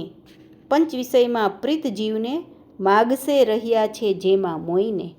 થોડીક સેવા કરી તમારી માગે છે મોટા સુખને. એવા વેપારીને ઓળખી વિષય સુખ દેશોમાં વિમુખને. એમ પ્રહલાદજી ઉચ્ચર્યા કહ્યો અંતરનો અભિપ્રાય. ધીરજતાનું ધામ ધન્ય નિષ્કામ કહ્યા ન જાય. પેખી ભક્તિ પ્રહલાદની એવી આપણે પણ આદરો. નક્કી પાયો નાખી કરી ભય તજી ભક્તિ કરો. ભક્ત કહેવાય આ ભવમાં અભક્તપણું અળગું કરો. શુદ્ધ સેવક થઈ ઘનશ્યામના અમળ ભક્તિ આદરો. ભક્તિમાં ભેગ ભૂંડાઈનો વળી રતિ પણ નવ રાખીએ. દોરી બાંધી અંગે દામની વિશ્વાસી પાસે નવ નાખીએ. ભક્ત છે બહુ ભાતના દામ વામ ખૂબ ખાન પાનના. એવું ન થાવું આપણે થાવું ભક્ત ખરા ભગવાનના. સેવક થઈ ઘનશ્યામના ઈચ્છવા સુખ સંસારના. નિષ્કુળાનંદ એ ભક્ત નહીં એ તો લક્ષણ છે ચોર ઝારના. હવે પ્રહલાદને બહુ જ દુઃખ પડે પછી અંતે ઋષિ રૂપે મહારાજ પ્રગટ થાય છે.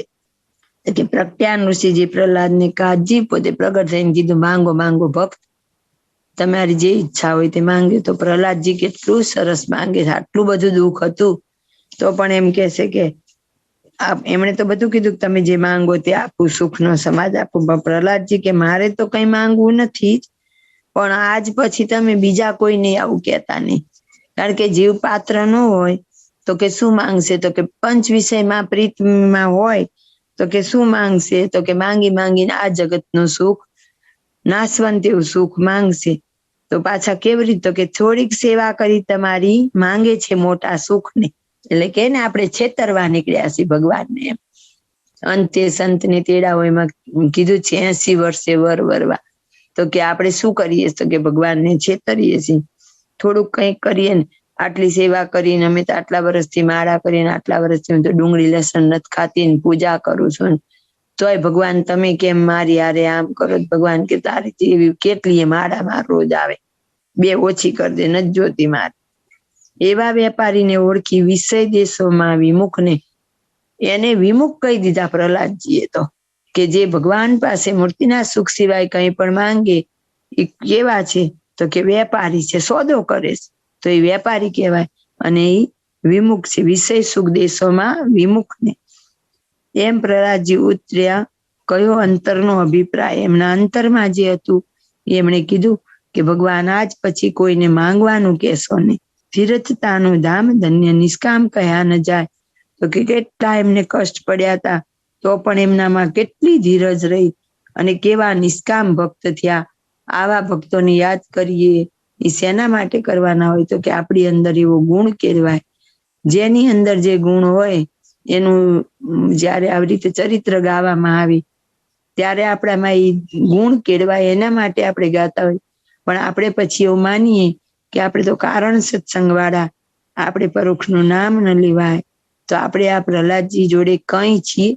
પેલા આપણે ભલે ને રાજાને ઘેર જન્મ મળી ગયો કે ત્યાં આપણને એડમિશન મળી ગયું, પણ હવે એક બાજુ પીટીસી વાળો BA માં એડમિશન લીધેલો પાસ થાય અને મેડિકલ વાળો કાયમ નપાસ જ થાય, તો ઓલાને કંઈક તો પ્રાપ્તિ થાય ને. BA વાળો ક્યાંક તો નોકરી ધંધે ચડે, કંઈક ડિગ્રી મળે.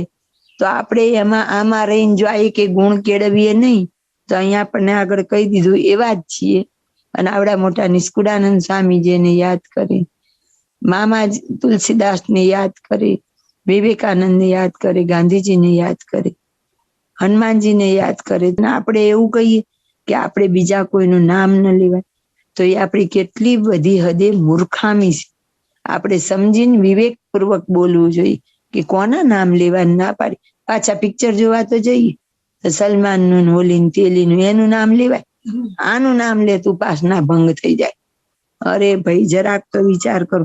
અને ઓલાના નામ લો તેમાંય વિચારો કેટલો દાખલો કરે છે. એ 5 રૂપિયા મેળવવા માટે એ કેટલો દાખલો રાત દિવસ કરે. કોઈને ગાવાનું હોય આજીવન એના ગળાનું ધ્યાન રાખવા, કેટલી વસ્તુનો ત્યાગ કરે. એમ મૂર્તિનો સુખ મેળવવા કંઈક તો દાખલો કરવો પડે. પેખી ભક્તિ પ્રહલાદની એવી આપણે પણ આદરો. તો કે આ પ્રહલાદજીનું ચરિત્ર સાંભળ્યું તો આપણે પણ એવો નિશ્ચય કરો, હે મહારાજ પ્રહલાદજી જેવા અમે પણ નિષ્કામ ભક્ત બની, નક્કી પાયો નાખી કરી, ભય ત્યજી ભક્તિ કરો. તો કે નક્કી પાયો નાખો, ઊંડો પાયો નાખો. કયો? તો કે નિષ્કામ ભક્તિનો. અને ભય ત્યજીને ભક્તિ કરો. એવું કેમ કીધું? તો કે સહેજ કંઈક આપણને થાય છે તો ભય છે એટલે જ સકામ થઈ જાય. હાય હાય કોરોના આવશે ને મરી જઈશ તો, હાય હોસ્પિટલમાં જવું પડશે તો, એ ભય છે એટલે સકામ થાય. તો એ ભય નહીં, નિર્ભય. નિર્ભય કેમ થવાનું? તો કે મારા ચૈતન્યને મુક્ત કરીને મૂર્તિમાં રાખ્યો છે. હવે શ્રીજી મહારાજ છે તો ભય છે એનો. જ્યાં સુધી ભય છે એનો મતલબ જ છે કે આપણા વિશ્વાસમાં ખામી છે. તો આપણને એમ જ કીધું કે વિશ્વાસ ડગવા દેવો નહીં. એટલે આપણે બધાએ પકડી લીધું. આપણને તો પાકો વિશ્વાસ જ છે, આપણે આ બધું કરવાની જરૂર નથી. તો સકામ થાવ ત્યારે તમારો વિશ્વાસ છે એ પકડાઈ જાય કેટલો પાયો પાકો છે. ભક્ત કહેવાય આ ભવમાં, અભક્ત પણ વળગું કરો. જો આપણે ભગત કહેવાતા હોય તો જે સકામ છે એ અભક્ત કહેવાય. તો કે આપણી અંદરથી દોષ ટાળવું. શુદ્ધ સેવક થઈ ઘનશ્યામના, અમળ ભક્તિ આદરો. શુદ્ધ સેવક થવાના. સકામ છે એ શુદ્ધ નથી. અમળ એટલે કે મળ વિનાની, શુદ્ધ એવી ભક્તિ આદરો એટલે કે શરૂ કરો. ભક્તિમાં ભેગ ભૂંડાઈનો, વડી રતિ પણ નવ રાખીએ. તો ભેગ એટલે ભેળસેળ. ભૂંડાઈ શું? તો કે કંઈ પણ સ્વાર્થ સિદ્ધ કરવો. નાના લેવલે માઇક સુખ માંગવું, અન્ન ધન વસ્ત્ર બંગલા ગાડી.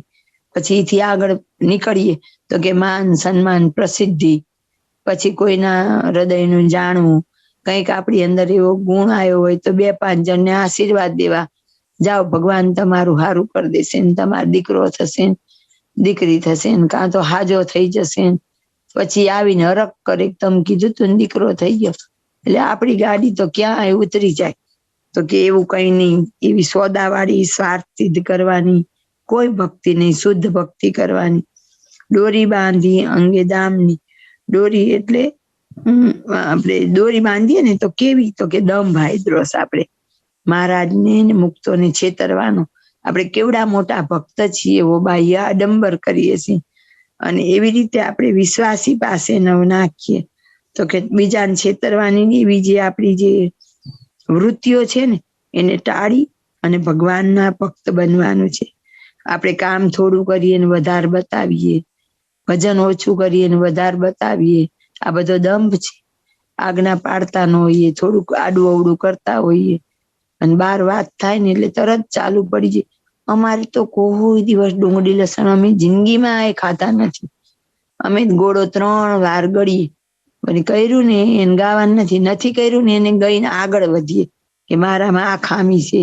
આપણે એક્ઝામ દેવા જવાનું હોય તો મેં 5 લેસન વાંચી લીધા એમ નથી કેતા, મારે હજી 2 લેસન રહી ગયા, 2 ક્વેશ્ચન રિફર કરવાના રહી ગયા. એમ આમાં ઈ વિચાર કરવાનો, ઈ હિસાબ કરવાનો કે મારે હજી કયા કયા ગુણ ડેવલપ કરવાના છે.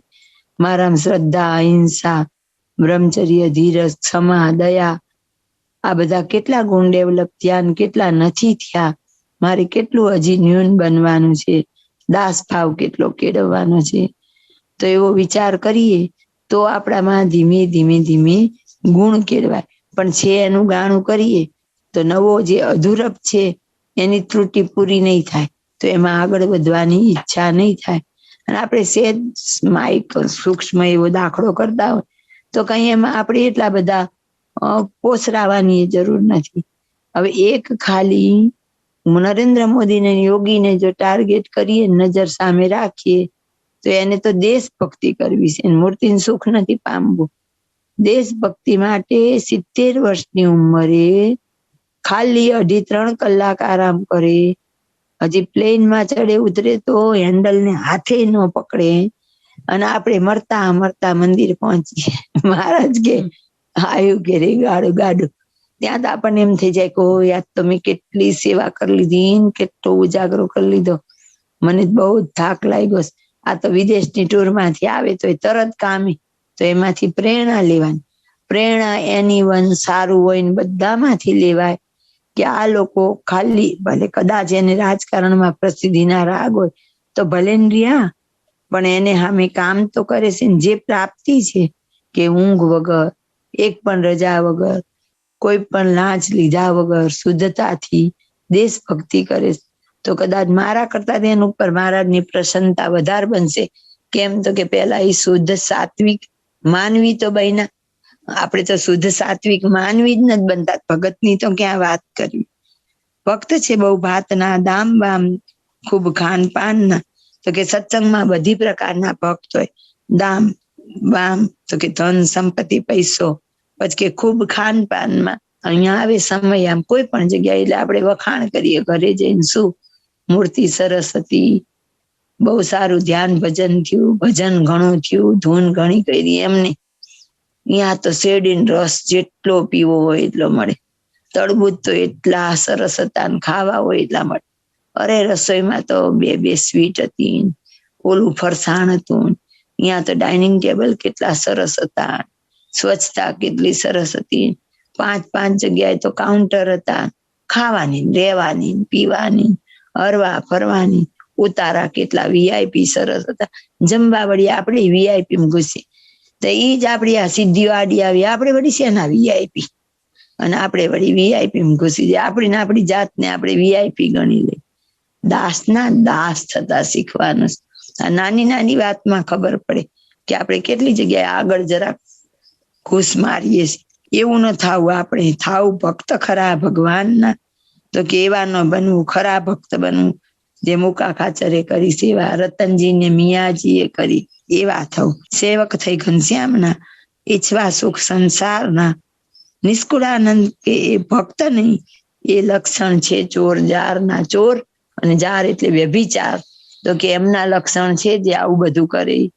પણ ખરેખર જે ભગવાનનો ભક્તો નિસ્વાર્થ ભાવે, નિષ્કામપણે, દંભ વગર, શુદ્ધ ભાવથી તન મન ધન યથાશક્તિ અર્પણ કરે તો મહારાજની પ્રસન્નતા મળે. ધીરજ આખ્યાન પદ 3. ભક્ત સાચા ભગવાનના ઝાઝા જડતા નથી, લક્ષણ જોઈ લેવા લખી રે, શું કહીએ ઘણું કથી. અતિ દયાળુ દિલના પડીએ કષ્ટે ન કાય, પ્રાણ ધારીને પીડે નહીં રે, પર પીડીએ પીડાય. પોતાને સુખ જો પામવા બીજાનું ન બગાડે, દુષ્ટ આવે કોઈ દમવા તેને શાંતિ પમાડે. ક્ષમા ગણી ક્ષોભે નહીં, સુખ દુઃખને સહે, નિષ્કોળાનંદ એવા ભક્તથી હરિ દૂર ન રહે. શ્રીજી મહારાજે વચનામૃત મધ્યનું 38 અને છેલ્લાના 33માં 2 વખત આપણને સૂચન કરેલું. ભગવાનના ભક્ત ગણતીના જ હોય, સાચા ભક્ત ઝાઝા હોય નહીં.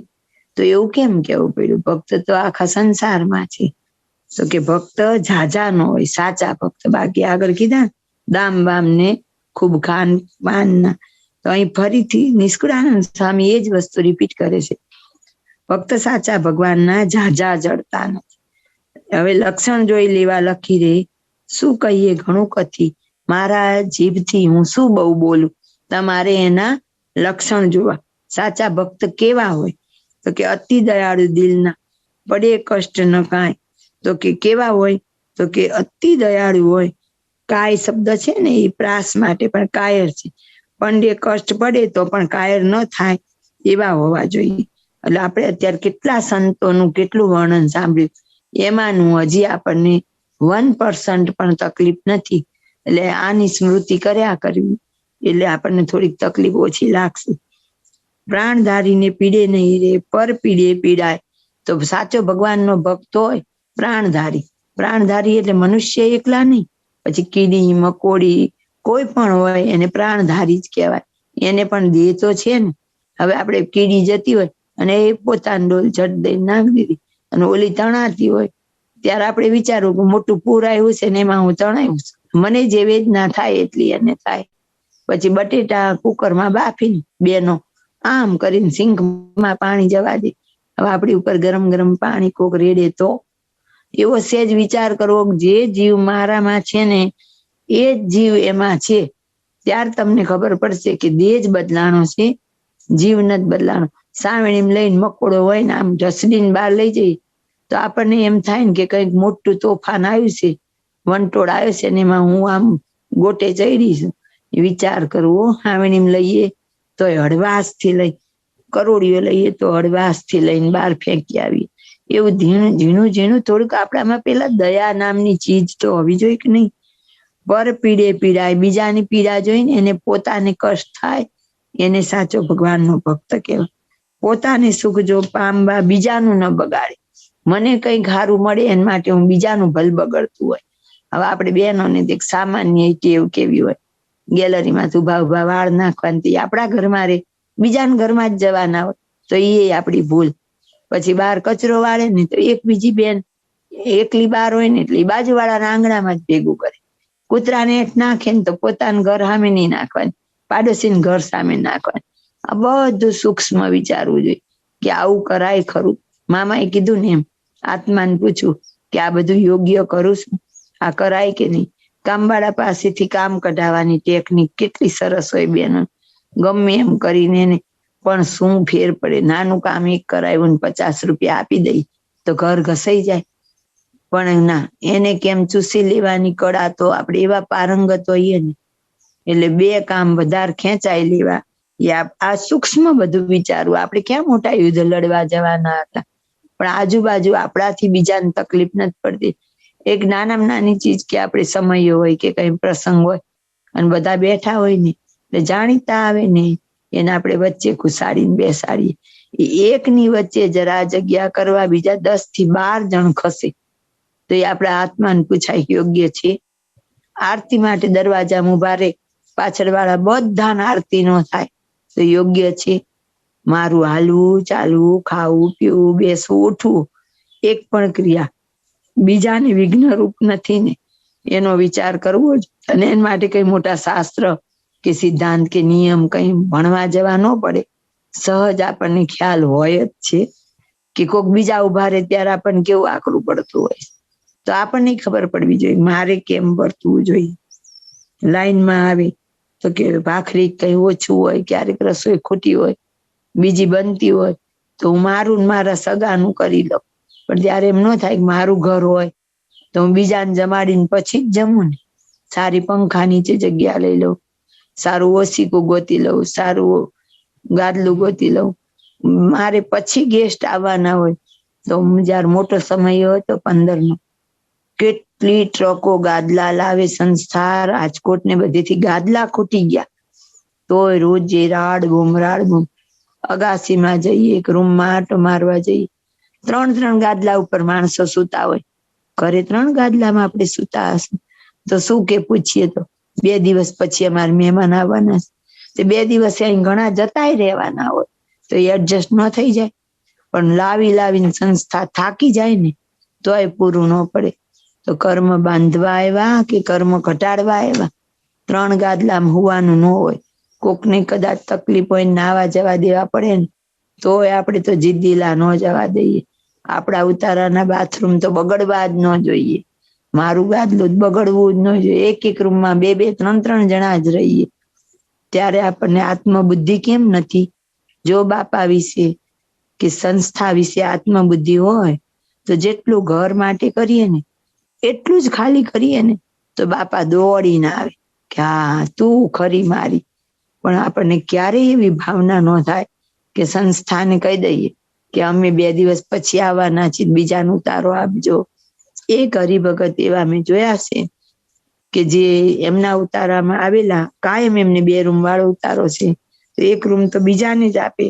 પણ એક વખત આવેલા અને એમના ઉતારામાં બીજાને ઉતારો આપી દીધેલો તો એમણે ઓફિસમાં એવું કીધું કે હવે એ લોકોને એવી ખબર ન પડવી જોઈએ કે અમે આવ્યા છીએ, તમે અમને બીજે ઉતારો આપી દો. નકામું ખબર પડે તેને ખરાબ લાગી. ત્યારે એને કહેવાય સાચા ભક્ત. ભક્ત કરતા સાચા આત્મબુદ્ધિ વાળા સેવક. તો એવા આપણે થવું જોઈએ. આવું જો બધાય કરીએ ને તો આટલા બધા ઉતારા છે ને તો સંસ્થાને કોઈ તકલીફ પડે જ નહીં. પણ આપણામાં એક પણ ગુણ કેળવાતો નથી.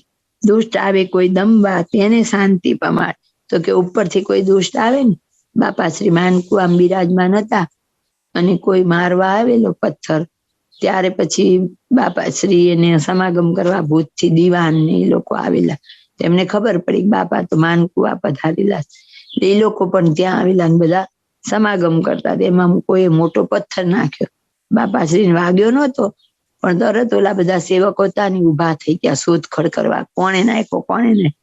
પણ નાખનારાને તો કાયર હોય ને પાછા, એટલે એ ભાગી ગયેલા ને ભાગ નો આવ્યા. એમાં સાંજ પડી ગઈ એને ગોતવા.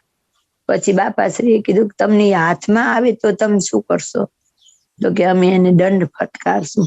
એ તો ભુજના દીવાન હતા એટલે એની તો વગોઈ જમાદાર હતા એક. તો બાપાશ્રી કે અમે તેની સાસરી પિયરની 7 પેઢીનું કલ્યાણ કરશું. બાપા કે ઓહો, આ એક પથ્થર તો અમારા કરતા ચડી ગયો. તો કે કેમ? તો કે તમે ઘરેથી શું સંકલ્પ કરીને આવ્યા? તો કે ઘરેથી એવો વિચાર કર્યો તો કે આજ રજા છે તો બાપાશ્રી પાસે જશું અને સમાગમ કરશું. તો બાપાશ્રી કે તો તમે શું કર્યું? તો કે આખો દિવસ આને ગોતવામાં કાઢ્યો. તો કે હવે વિચારો કે તમારો એવડો મોટો સંકલ્પ હતો, બાપાશ્રી અહીંયા સામે બેસી રહ્યા અને એક પથ્થરે આપણી દિશા બદલી દીધી. તો 2 વસ્તુ શીખવાની કે બાપા જેવા દયાળુ થવું અને આવી ભૂલ ન કરવી. જે કરવા આવ્યા છે એ કરી લેવું, બીજે સમય બગાડવો નહીં. તો કેટલું આપણને સરસ સમજાવશે. ક્ષમા ઘણી ક્ષોભે નહીં. તો કે સતત ક્ષમા રાખે, ક્ષોભ પામવું એટલે અકળાય નહીં, મૂંઝાય નહીં. એમ ગમે તેવી વિપતમાં આપતમાં ધીરજતા ડગે નહીં. સુખ દુઃખ ને સહે, સુખ નહીં સહી લે અને દુઃખ ને તો ગંગા સતીએ કીધું હરખ ને શોક નહીં ચડે નહીં હેડકી. હેડકી નહીં એકે નહીં. મામા એવું કીધું હર્ષ અને શોક બંનેને સમાવતા શીખવું. હરખમાં ફૂલાઈ ન જવું, શોક આવે તો કર્મય ન જવું, 2માં સ્થિરતા રાખવી. રૂડું સ્વામિનારાયણનું નામ સંભાળીએ. એમાં કેટલું સરસ રોજ આપણે ગઈએ. નિષ્કુળાનંદ એવા ભક્તથી હરિ દૂર ન રહે. તો કે આવા ભક્ત હોય તો ક્યારે એનાથી ભક્ત દૂર રહે નહીં. હવે નવું કડવું તીર ચાલુ થાય ધ્રુવજીનું. એ પેલા આપણે એક સરસ કીર્તન પેલા સાંભળશું. એટલા સરસ શબ્દો છે કે ધીરજ ધરતું, એના આખું વર્ણન એટલું સરસ છે. તો ફરી ક્યારેક આપણે લેશું અને એવું આપણે કઈક કરશું ટ્રાય આ કીર્તન સંભળાવવાની. નહીતર પછી ગ્રુપમાં મૂકી પછી કીર્તન સમજાવશું કે મહારાજ એમ કે છે, સંતો મહારાજ કે દુનિયામાં કોનું પૂરું નથી કરતા, બધાનું પૂરું મહારાજ કરે જ છે. કેવળ શું કરો તો કે ધીરજ ધરો. તો એમાં એક દ્રષ્ટાંત આપીને આપણને આ વાત સમજાવી. જ્યારે સંસારમાં આપણને કંઈ પણ લાગતું દુઃખ, તો દુઃખ ને સુખ એ મનની જે કલ્પના, પણ તો પણ આપણને દુઃખ લાગતું હોય ત્યારે આવા કીર્તનો થોડા સાંભળવા જોઈએ કે જેથી કરીને આપણને ધીરજ રહે. એ સમયને આપણે ધીરજ રાખીને પસાર કરી દઈએ. સુખ ને દુઃખ પણ એકે પણ કાયમ માટે તો રહેતું જ, એ આવે ને જાય છે. તો કે એનો સમય જ ખાલી પસાર કરવાનો અને તો આપણે તરી જઈએ અને મહારાજ અને મુક્તોની કૃપામાં આવી જઈએ. ધીરજ આખ્યાન કડવું તેર. વળી ધન્ય ધન્ય ધ્રુવજીને કહીએજી, જેનો તાત ઉત્તાનપાદ લહીએજી. સુનીતિને ઉદર આવ્યા જહીએજી, જન્મી ઉરમાં વિચાર્યું તહીએજી. ઉરમાં એમ વિચાર્યું, થાવું મારે તે હરિદાસ. એવે વિચારે આવ્યા વળી નિજ પિતાની પાસ. આદર ન પામ્યા તાતથી થઈ પુષ્ટિ એ પરિયાણની. અપર માએ પણ એમ જ કહ્યું, થઈ દ્રઢ મતિ સુજાણની. જેમ સુરો શત્રુ સેનસુ, હૈયે કરે લડવાને હામ. તેને સિંધુ સંભળાવતા, ભાઈ મરી મટે એ ઠામ. તેમ ધ્રુવે એમ ધાર્યું હતું, અતિ થાવું છે સૌથી ઉદાસ. રાજ સાજ સુખ સંપત્તિ મેલી વન કરવો છે વાસ. અલ્પ સુખ સંસારનું જે મળે ને મટી જાય રે. તે સારું આવું તન ખોઈ, કહો કોણ દુઃખને ચાહી રે. અચળ સુખ અવિનાશનું, જે પામીને પાછું નવ ટળે. એવા સુખને પરહરી બીજા સુખમાં કોણ બળે. અસત્ય સુખ સંસારના, તેને સત્ય માની નર નાર. ભૂલવણીમાં ભૂલા પડ્યા, કેણે ન કર્યો ઉર વિચાર. મરીચી જડે મળ ટાળવા, મનસુબો કરે છે મનમાય. પણ જાણતા નથી રીત ઝાંઝુની, એ અર્થ ન આવે કાંઈ. એવું દ્રઢ ધ્રુવે કર્યું મોરથી મનમાય. નિષ્કુળાનંદનો નાથ ભજશું, તજશું બીજી ઈચ્છાએ. હવે આવશે ધ્રુવજીનું આખ્યાન. તો ધ્રુવજી નાના બાળ હતા. ઉત્તાનપાદ એના પિતાનું નામ હતું. 2 પત્ની હતી, સુનીતિ અને સુરુચિ. આ નામમાં જ બધો મર્મ સમાયેલો છે. એક સુનીતિ એટલે કે સારી નીતિ, અને એક સુરુચિ એટલે કે પંચ વિષયની રુચિ વાળી. એટલે એના સુનીતિને ઉદર ધ્રુવજીનો જન્મ થયો હતો. ઉરમાં એમ વિચાર્યું, થાવ મારે હરિદાસ. એ તો એનું આખું એક ચરિત્ર છે ને કે કાયમ માટે સુરુચિ એમની માનીતી પત્ની હોય, એટલે એના દીકરાને બધું મળે, બેસવા લાડ કોડ બધું. પણ ક્યારેય ધ્રુવજીને ખોળામાં બેસવા કેવું મળતું નથી. એટલે એક વખત દોડીને બેસવા જાય ત્યારે સુરુચિ એને મેણું મારે કે તો તારે મારા પેટ જન્મ લેવો પડે એમ. એટલે આને તો કઈ સમજાતું નથી. એની માને પૂછે છે કે મને ન ખોળામાં બેસવા મળે. ત્યાર પછી સુનીતિ એને સમજાવે અને પછી એને એમ થઈ જાય કે તો મારે હવે ભગવાનને પામવા નીકળવું છે એમ. એવે વિચારે આવ્યા વળી નિજ પિતાની પાસ. આદર ન પામ્યા તાતથી થઈ પુષ્ટિ એ પરિયાણની. એને પિતા પાસે જ્ઞાન આદર ન મળ્યો એટલે જન્મથી થોડોક સંકલ્પ તો પૂર્વનો બળિયો જીવ હોય એટલે હોય. તો જો મહારાજે એની સાથે આવું કેમ કરાયું, તો કે એને સંસારમાં જોડવા નહોતા દેવાના, એને પોતાના તરફ લઈ જવાના હતા. એટલે એને સંસારના સુખથી દૂર રાખ્યા. તો એ કૃપા કરી કે એમને દુઃખ આપ્યું. તો આપણે સમજવાનું કે મહારાજની કૃપા છે. અપરમાં એ પણ એમ જ કહ્યું, થઈ દ્રઢ મતી સુજાણની. પિતા પાસેથી આદર ન મળ્યો, અપરમાં એ મેણું માર્યું. એટલે એમને જે વિચાર દ્રઢ મતી, એટલે એમનો જે શુભ વિચાર હતો કે મારે સંસારમાં બંધાવું નથી, મારે તો ભગવાનને પામવા, તો એ દ્રઢ થયો એ વિચાર.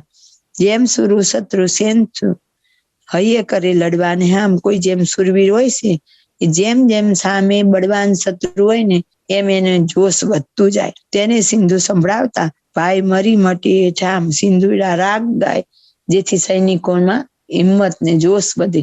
આપણે પણ દેશ ઉપર જયારે થોડી ઘણી એવી સંકટ આવે ત્યારે આપણે દેશભક્તિના ગીત બધી બાજુ ચાલુ કરવામાં આવે છે. તો શું થાય છે કે આખો જન સમાજ હોય છે ને એની અંદર દેશની ભાવના જાગે છે. અને યુદ્ધ ચાલતું હોય તો આપણા સૈનિકો માટે દવા, જ્યાં રહેતા લોકો માટે અનાજ, પાણી, જે એરિયામાં યુદ્ધ હોય. અત્યારે એક્ઝામ્પલ તરીકે યુક્રેન નું હતું તો અહીંથી આપણે બધા સગવડ મોકલી. એમ દેશભક્તિના ગીત ગાવાથી અંદર દેશભક્તિ જાગે. એમ સિંધુડો રાગ ગાવાથી હિંમત એકદમ જોશ ચડે.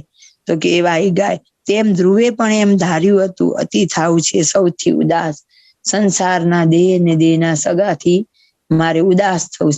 તો એમ આપણને પણ થોડુંક તો સુરાતન ચડવું જોઈએ ને મૂર્તિ સુખને ઝીલવા માટેનું. કૃપા કરીને આપી દીધું. કૃપાને શરત નથી, પણ ઝીલવાની શરત ઘણી છે. રાજ સાત સુખ સંપત્તિ મેલી વન કરવો છે વાસ. તો કે આ બધા પંચ વિષયના સુખ મૂકી ક્યાં વાસ કરવો છે? તો કે મારે તો વનમાં જઈને રહેવું છે. અલ્પ સુખ સંસારનું જે મળે ને મટી જાય રે. ગમે તે સુખ આવે, જન્મ આવે એટલે રાજ વૈભવ, ધન દોલત, દીકરા, સંપત્તિ. તો મહારાજ વચનામૃતમાં કહે છે ને, જેટલી કૂતર્યું જેટલી મીંડળ્યું એ બધીના પેટ જન્મ લીધો. એક વાર કૂતરાની યોનીમાં આવ્યા એમ નહીં. તો કે સંસારમાં જેટલી છે બધીના પેટ જન્મ લીધો. એટલા ઘર વસાવ્યા, એટલા છોકરા મોટા કર્યા, એટલી ધન સંપત્તિ ભેગી કરીને મૂકીને નીકળ્યા. અને પાછું બીજાનું ઘર સજાવવા, વળી ત્રીજાનું સજાવવા. એકે યોનીમાં આપણે આ કામમાંથી વંચિત ન રહ્યા. પછી પશુ યોની હોય છે, પંખી યોની હોય છે કે માનવ યોની, બધાને બાળકો ઉત્પન્ન કરવાને એમનું પોષણ કરવું. એવી ચાવી મહારાજે ચડાવી. કોઈને શીખવાડવું નથી પડતું, કોઈને દુઃખે લાગતું નથી. માણસ કરતા મને તો અમુક પંખીનો વિચાર આવે. ચાંચમાં અનાજનો દાણો લાવે અને પોતાના બાળકને ખવડાવે. ઠેઠ મોઢામાં લઈ ગયેલો કોળિયો બાળકને આપે. દરજીડા કેવો સરસ માળો બનાવે, સુઘરી કેવો માળો બનાવે. આ તો કોઈને શીખવાડવા નથી જવું પડ્યું. એક નાનું તણખલું લાવવાનું. ભમરીને કેટલી એને ચાનક કે મારીના હાથમાં એકને ભેળવું. ઈયળ ગોતી આવે. હવે એની ઓલા વાળ ઉપર કેટલી માટી આવતી હશે. એટલી માટી ભેગી કરીને આવડો મોટો મહેલ બનાવે. હવે એવડી માટી એ બને તેના માટે મહેલ કહેવાય. ઈયળને ચટકા ભરે તો મહેલ બનાવીને પછી ચટકા ભરે. અને પછી એને ટોચે ભયંકર વેદના નો લઈને સતત એમ હોય, હમણાં આવશે ને મને ડંખ મારશે, હમણાં આવશે ને ડંખ મારશે. અને અંતે પછી એનું આગળથી જયારે એમ લાગે ને કે હવે આને બરાબર ટ્રેનિંગ અપાઈ ગઈ, એટલે આગળથી મોઢું બંધ કરી દે. એટલે આપણા ઘરમાં ભમરી દર કર્યું હોય અને મોઢું બંધ હોય તો મહેરબાની કરીને થોડાક દી ધીરજ રાખવી, તોડી ન નાખવું. એનો આશરો છે.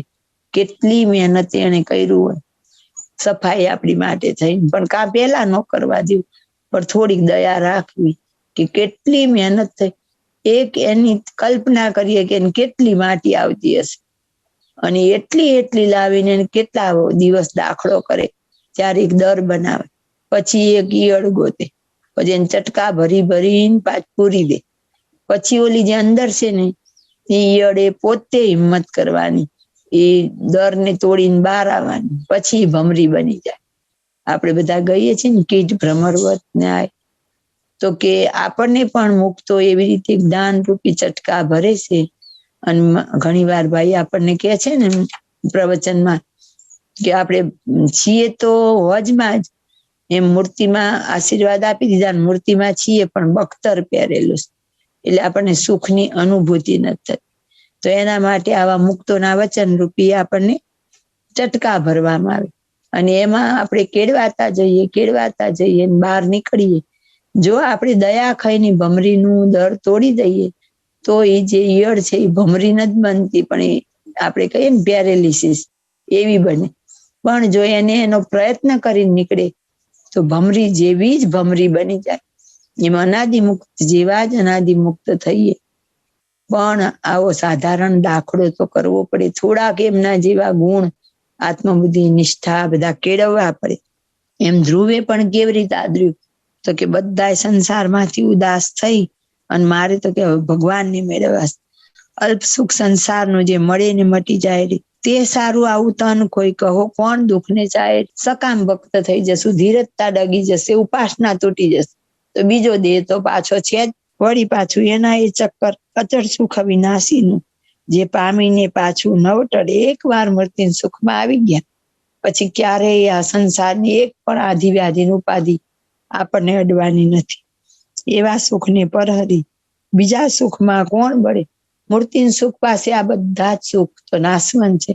તો કે એક મહારાજની મૂર્તિનું સુખ મૂકી આ બીજા સુખની આશા શા માટે કરવી.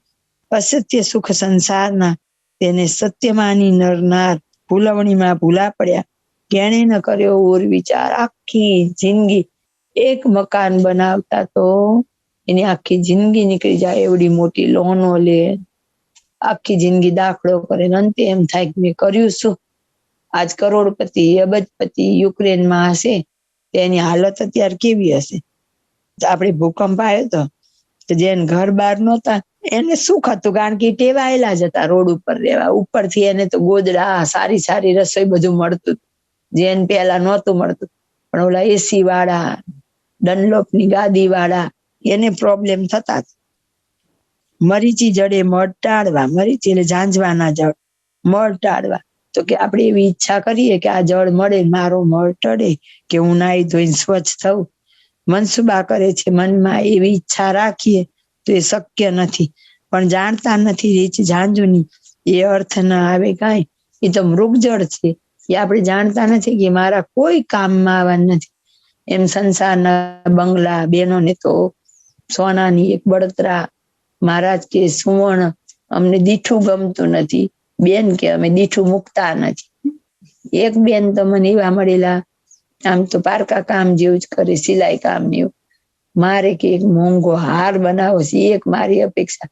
અરે આખી જિંદગી સિલાઈ કામ કરી 10-12 તોલાના હાર બનાવવામાં તૂટી જઈએ, એ કરતા ખાલી ઈચ્છા મૂકીને હુઈ ન જઈએ, ભજન ન કરીએ કઈ નહીં. સુવાનો આનંદ તો માણી. હાર કરી રે ને બધા પૈસા ભેગા કરીને ત્યાર પાછી ચિંતા હોય કે હાર પહેરીને બહાર તો નહીં નીકળાય. પછી પસ્તાવો થાય કે આન માટે મેં કેટલા વર્ષ સિલાઈ કામ કર્યું. પાછો એવડો હાર એટલે દેવાનો તો વારસામાં દીકરાને. અને પછી અંતકાળે એક બેન ની વાત કરતા હતા, એમના દીકરી એમ કેતા હતા કે બોલો પૈયાર કે મગમાળા કઈક વાત કરી હતી. તો કે બા ને ઘડીએ ઘડીએ યાદ આવે. વહુ પાસે તો બોલાય નહીં કે મારો યાર ક્યાં ગયો, તો બટકું ભરે. દીકરી મળવા આવે ત્યાર પછી અળવેથી કહીએ, બેટા મારો આ હાર ક્યાં ગયો, મારો હાર ક્યાં ગયો. હોય તુપા દે, હોય જ નહીં તુપા, પછી હારની વાસના આવીએ પાછા. એ કરતા આ બધું નાશવંત જાણીએ, જેટલું મળ્યું છે એમાં પ્રેમથી બધી ઈચ્છા ટાળી અને ભજન કરીએ તો કોઈ પ્રોબ્લેમ નથી. એવું દ્રઢ ધ્રુવે કર્યું મોરથી મનમાં, પહેલેથી જેને મનમાં નિશ્ચય કરી લીધો, નિષ્કુળાનંદનો નાથ ભજશું તત્સુ બીજી ઈચ્છા. તો કે બીજી ઈચ્છા બધી છોડી અને કેવળ ભગવાનનું ભજન કરશું. એવું એને ધ્રુવજીએ બાળપણમાં જ વિચાર કરી લીધો. હવે આપણે તો ઘડપણ આવી ગયું, તો હવે તો થોડીક જાગૃતિ લાવીએ. ધીરજ આખ્યાન કડવું 14. દ્રઢ વિચાર એમ કરી ધ્રુવે મનજી, વેગે શું ચાલ્યા વળતા વનજી. માર્ગમાં મળ્યા નારદ મુનિ જનજી, તેણે કહ્યા બહુ હેતના વચનજી.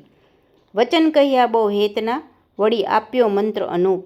પછી અચળ તપને આદર્યું, જપે મંત્ર એ સુખ સ્વરૂપ. 5 વર્ષના એક પગે ઊભા અચળ અડગ થઈ. બહુ બલાવું આવે બીવરાવવા, તેના બીવરાવ્યા બીવે નહીં.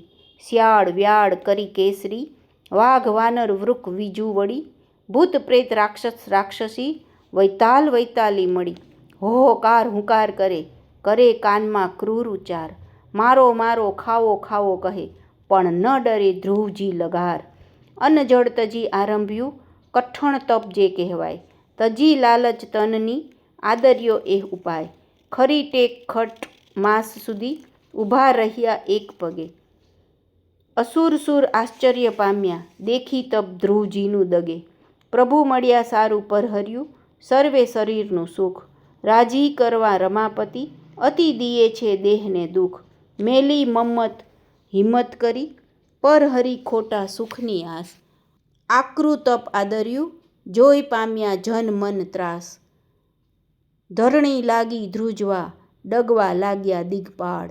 નિષ્કુળાનંદ નાની વયમાં, દીઠા બહુ બળવાળા બાળ. એવો દ્રઢ વિચાર કરીને ધ્રુવજી વેગે શું ચાલ્યા. તો કે આમ મરતા મરતા નહીં, અત્યંત વેગથી મહારાજને પામવા. માર્ગમાં મળ્યા નારદ મુનિ, તેને કયા બહુ હેતના વચન. તમે જો સાધક તરીકે મહારાજને પામવા નીકળો તો મામાએ કીધેલું છે ને કે આપણે મુક્ષું એ મુક્ત પાસે નથી જવું પડતું, મહારાજ અને મુક્ત મુમુક્ષુને શોધી લેશે. તો અહીં જો એને નારદજી મળ્યા. વચન કયા બહુ હેતના વળી, આપ્યો મંત્ર અનુપ. પછી અચળ તપને આદર્યું, જપે મંત્ર એ સુખ સ્વરૂપ. તો કે એવા ગુરુ મળે એમાં વિશ્વાસ કરી ને જેમ બતાવે એમ આગળ જીવન કરે. 5 વર્ષના એક પગે ઉભા, અચળ અડગ થઈ. 5 વર્ષના હતા અને એમણે આવું તપ આદર્યું. આપણને તો મહારાજે તપ કરવાનું એવું કીધું નથી. બહુ બોલાવું આવી બીવરાબાઈ વનમાં ગયા હતા તપ કરવા. તો વિધના એ બધા રૂપે કોણ આવે? તો કે મહારાજ આવે એની પરીક્ષા લેવા. મહારાજ વનમાં હતા તારો પેલી બલ્લા ખારી એવું એક છે કઈ પશુ કે જે પેશાબ કરીને એમાં એનું પૂંછડું રગદોડી અને ઉડાડે. જેને જેને છાંટા ઉડે ને બધા સડી સડીને મરે. એવા બધા વનમાં હોય. શિયાળ વ્યાળ વળી, કેસરી વાઘ વાનર રૂપ બીજું વળી.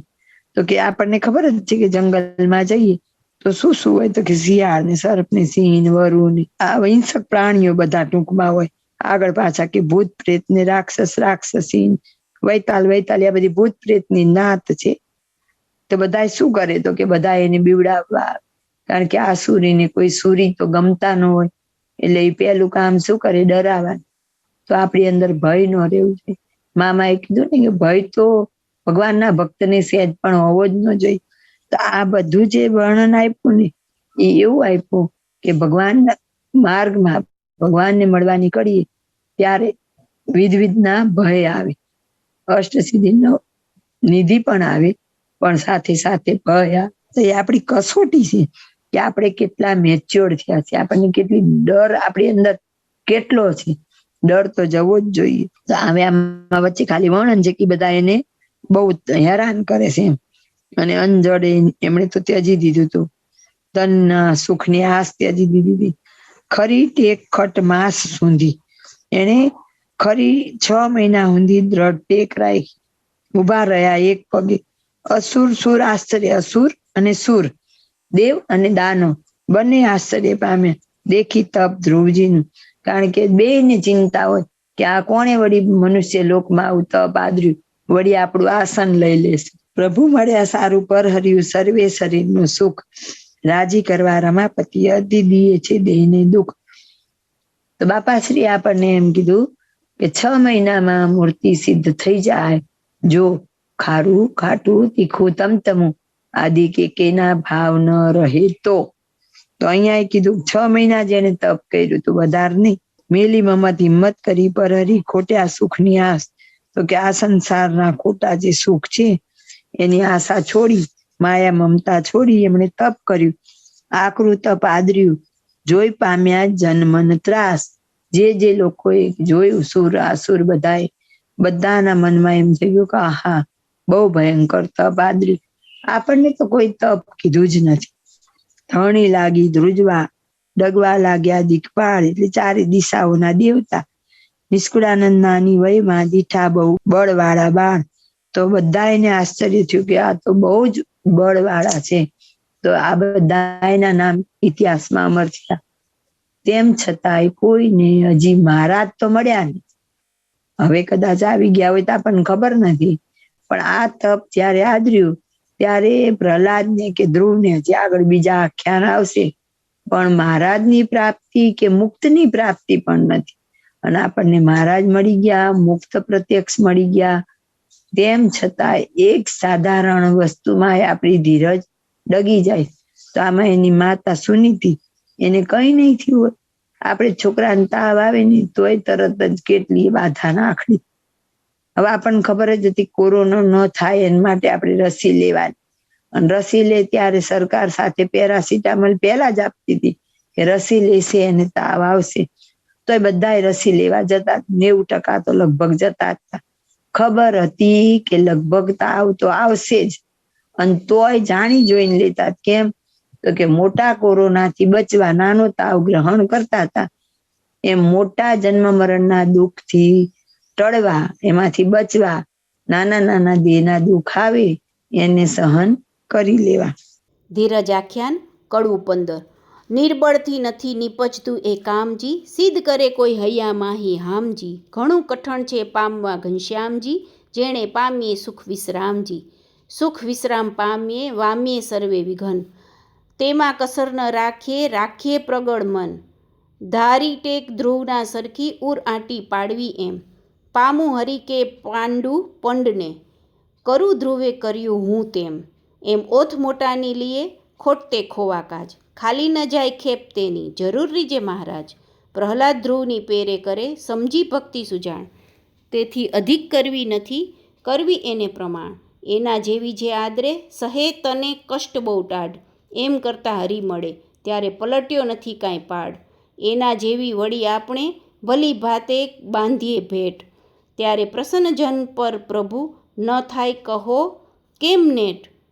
હિંમત જોઈ હરિજનની હરી રહે છે હાજરા હજુર, પણ ભાંગે મને ભક્તિ કરે તેથી શ્રી હરિ રહે દૂર. સાચાને સોંઘા ઘણા છે નથી મોંઘા થયા મહારાજ, ખોટાને ન જડે ખોડતા તે દિન કે વળી આજ. માટે કસર મૂકી કરી થાવો ખરા હરિના દાસ, નિષ્કુળાનંદ નજીક છે તે દાસ પાસ અવિનાશ. હવે સ્વામીએ પહેલું જ કહી દીધું, નિર્બળથી તો નથી જ ઉપજતું. કઈ પણ કામ કરવું હોય તો જે મનના કાયર હોય, તનના નહીં, મનના કાયર હોય એટલે મહારાજ કીધું કે હિંમત વિનાની વાત થાય તે દિવસે ઉપવાસ કરવો. તો કેવા નિર્બળ હોય સિદ્ધ કરે હૈયામાં હામજી. ઈચ્છા જ શું કામ કરો? તમારું મન જ જ્યારે તૈયાર નથી તો ઈચ્છા જ ન કરવી. એટલે બાપાશ્રીએ કીધું નિયમ લેવા થોડા, નિયમ લઈને પડ્યા મૂકવા નહીં. તો પેલા આપણે અકરાઓ ઉતાવળા થઈ જઈએ, આવેગમાં આવી જઈએ, આટલું કરી લઈશ આટલું કરી લઈશ આટલું, અને પછી ઢીલા પડી જઈએ. તો કે એવા હિંમત જ ન કરવી. ઘણું કઠણ છે પામવા ઘનશ્યામજી, જેને પામીએ સુખ વિશ્રામ. મહારાજને પામ્યા પછી તો સુખ ને સુખ જ છે, કાયમી નિરાત છે. કઈ જન્મ મરણના ચક્કરમાં આવવાનું નહીં, ફરી આ ઘર સંસાર વસાવાના નહીં. મુખ્ય તો મને તો એ બીક લાગે ભણવા જવાનું નહીં, નહીતર વળી હવે તો ઇંગ્લિશ મીડિયમ આવશે, ગુજરાતી માંડ નીકળતા. જેને જે વસ્તુ તકલીફ પડતી હોય ને એ યાદ રાખવું કે જો હું આ વખતે હિંમત નહીં કરું ને તો મારે આવતી વખતે આ ફરીથી કરવું પડશે રિપીટ. એટલે થોડીક હિંમત રહી જાય. આ તો સાધકો એની વાત છે, પહોંચી ગયેલા વાળા માટે કોઈ વાત જ ન હોય, એને રસ્તો બતાવવાનો આવતો જ નથી. ને સાધકો એના માટે સુખ વિશ્રામ પામીએ વામીએ સર્વે વિઘન, તેમાં કસર ન રાખીએ રાખીએ પ્રગળ મન. તો કે આ મળી જાય પછી શું થાય? તો કે કાયમી વિશ્રામી મળી જાય, અને સર્વ વિઘ્ન એટલે તનના મનના ધનના આદિ વ્યાધિ ઉપાધિ બધામાંથી નિવૃત્તિ મળી જાય. તો શું કરવું પડે? તો કે એક મજબૂત મન કરવું પડે, એક અડગ નિશ્ચય કરવો પડે કે બસ આ વખતે તો મારે મૂર્તિના સુખ સુધી પહોંચવું જ છે. કારણ કે બાપાશ્રી કે મામા કે મુનિ સ્વામી કે પૂર્વે આપણે ધૂણી પાણી ભેગા કર્યા હતા, તો પ્રશ્ન એ પૂછીએ ધૂણી પાણી ભેગા કરવા છતાંય આ વખતનો ધક્કો કેમ? તો એ કેમ ખબર પડે ને, તો ખબર પડે કે ત્યારે કઈક કચાશ રાખી, અને આ વખતે પાછી કચાશ રાખશું તો પાછા આપણે હતા ત્યાં અને ત્યાં. ઓલું કે છે ને કે એક આંધળો હોય અને એક જગ્યાએ પૂરેલો હોય, પછી એને બહુ જ પ્રાર્થના કરે એટલે એને એમ કે હાથ રાખીને તું ફળ, દરવાજો આવે ત્યારે નીકળી જજે 24 કલાકમાં. તો કે દર વખતે આખો દિવસ દિવાલે હાથ રાખી રાખીને ચાલ્યા જ કરે. પણ જ્યાં દરવાજાનો વારો આવે ને ત્યાં જ ખંજોડવા જાય કે ગમે તે કરવા જાય અને દરવાજો નીકળી જાય. એમ આપણે ફરતા આ વખતે કારણ સત્સંગમાં સૌથી વધારે તો મામાનો કોઈનો જોગ ઘણા ને આમાં નહીં હોય, પણ માસીનો તો લગભગ બેનો હશે, નથી અને અત્યારે ભાઈનો છે. તો આવો ચાન્સ છે ત્યારે આ દરવાજા જેવું ન થાય એનું આપણે ધ્યાન જાગૃતિ રાખીએ તો આપણું કામ થઈ જાય. મોટા બેઠા છીએ અને મોટા રાજી થાય તો મૂર્તિ માંગી લેવી. આગળ જેને જેને ભૂલ કરી એને અત્યારે ફોન કરવા, કોરોના મટવાના, કેન્સરના ન કરવા, મૂર્તિ પામવામાં વિઘ્ન આવે ને એ ટાળવા ના કરવા. પામું હરી કે પાડું પંડને, કર્યું ધ્રુવે કર્યું હું તેમ, જેવું ધ્રુવજીએ કર્યું ને એવો ધ્રુવ, પ્રહલાદ આ બધાને યાદ રાખીએ. હવે આમણે 6 મહિના ઉભા પગે તપ કર્યું. આપણને ક્યાં મા બાપા એવું કીધું? આપણને એટલું જ કીધું ખારું તીખું તમતમું, એટલે કે દેહના ભાવ ન રે, રસાસ્વાદ ન રે. બાપા શ્રી એમ કીધું ભગુડી ભેંસનું દૂધ સારું, એવું રે ત્યાં સુધી મૂર્તિ ક્યાંથી મળે? તો આપણે વિચારવું રોજ રોજ દૂધ વાળો બદલવો ને બધાય ખાઈ લે ને આપણને ચાડા બધાને. અને પાછા આપણને તો મલાઈ વળે ને એમાં બહુ લોભ હોય. જાજી મલાઈ વળે, પેલા દૂધ હવે ની લીધી તો ગરમ કરી લઈએ, મલાઈ ઉતાર લઈએ, પછી દૂધ વાપરવા દઈએ, મલાઈ ભેગી કરીએ, મેળવીએ, ઘી કરીએ. એ ઘી રોટલી વાપરે પણ સીધું જાય તો પેટમાં જ જાય. આટલી પ્રોસેસ શું કામ કરવી? એ લોભની સૂક્ષ્મ વૃત્તિ. સીધી મલાઈ જતી રહેશે દૂધમાં જ ઉકળીને તો પેટમાં નહીં જાય. સીધી મલાઈ પરોઠાનો લોટ બાંધવામાં લઈ લે, પેટમાં નહીં જાય. પણ ઓલું રોટલી ઘી બહારથી લાવવો નહીં. અને આમ ફોનમાં, દાગીનામાં, ઝાઝા ઓલા આજના ધન વૈભવ, બ્યુટી પાર્લર એ બધા વાપરે ને ઘી માટે આપણે પાછા કુસકા કરીએ. અને એમાં કોક દી ઘી બળી ગયું તો જીવે બળે. મૂકો ને ભાઈ ભલે નાખી દો ને રોટલી ને પરોઠાના લોટમાં. તો હજી બાપા કે આવું આવરે મૂર્તિ ક્યાં મળવાની છે? એક આમ પકડાવી જોઈએ આપણને રસ્તો કે બસ મારે હવે આ પ્રાપ્તિ કરવી. જે દોડની રમતમાં ની બધામાં રહેશે એ કેટલી પ્રેક્ટિસ કરે સાકરી. વચ્ચે એક છોકરાના કંઈક આવતા જ વિડીયો, તો એની માં બીમાર હતી અને એને પૈસા કમાવાની એની જરૂર હતી. રોજ જે રાત્રે નોકરીથી છૂટે અહીંયાથી ઘર સુધી દોડતો જાય. તો કે કેમ? તો કે મારે સૈનિક બનવું છે. હવે આપણે તો હજી પગલું તે ડગું મગું માંડીએ છીએ. ઘરમાં નાની નાની વાતમાંથી વૃત્તિ નીકળતી નથી અને મૂર્તિ પામવા નીકળ્યા છે. તો આવા મોટા મોટાના દ્રષ્ટાંત જોવા પડે. આ બધા રાજપાટ છોડીને નીકળ્યા હતા.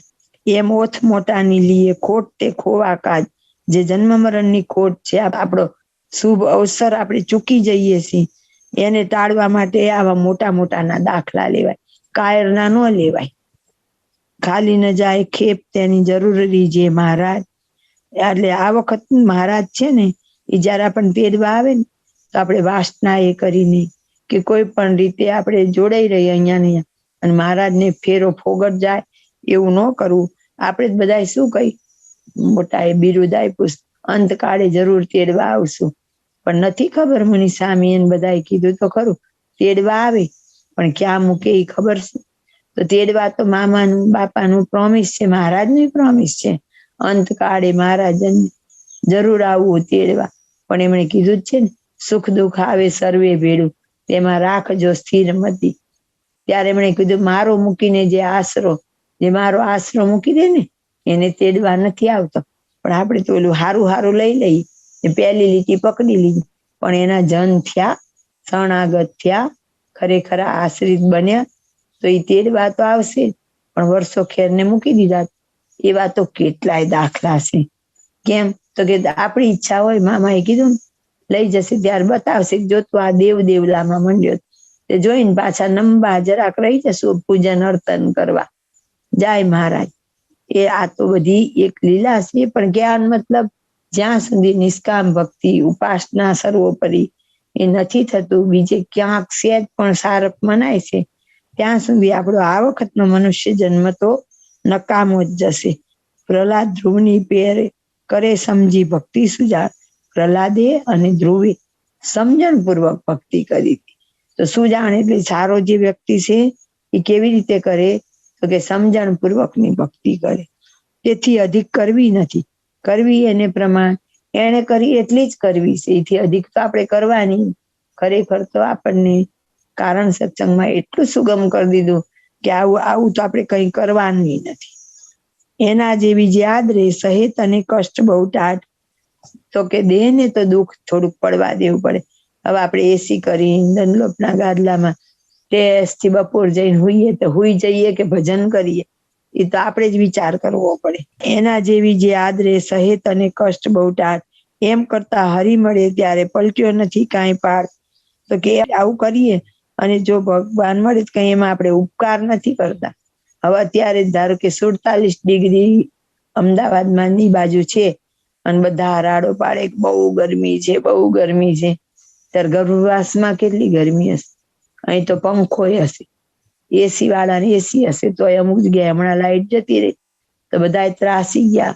તો મહારાજ ખાલી એક સેમ્પલ બતાવ્યું છે આપણને કે જો 9 મહિના ઊંધા કાન લટકવાનું છે.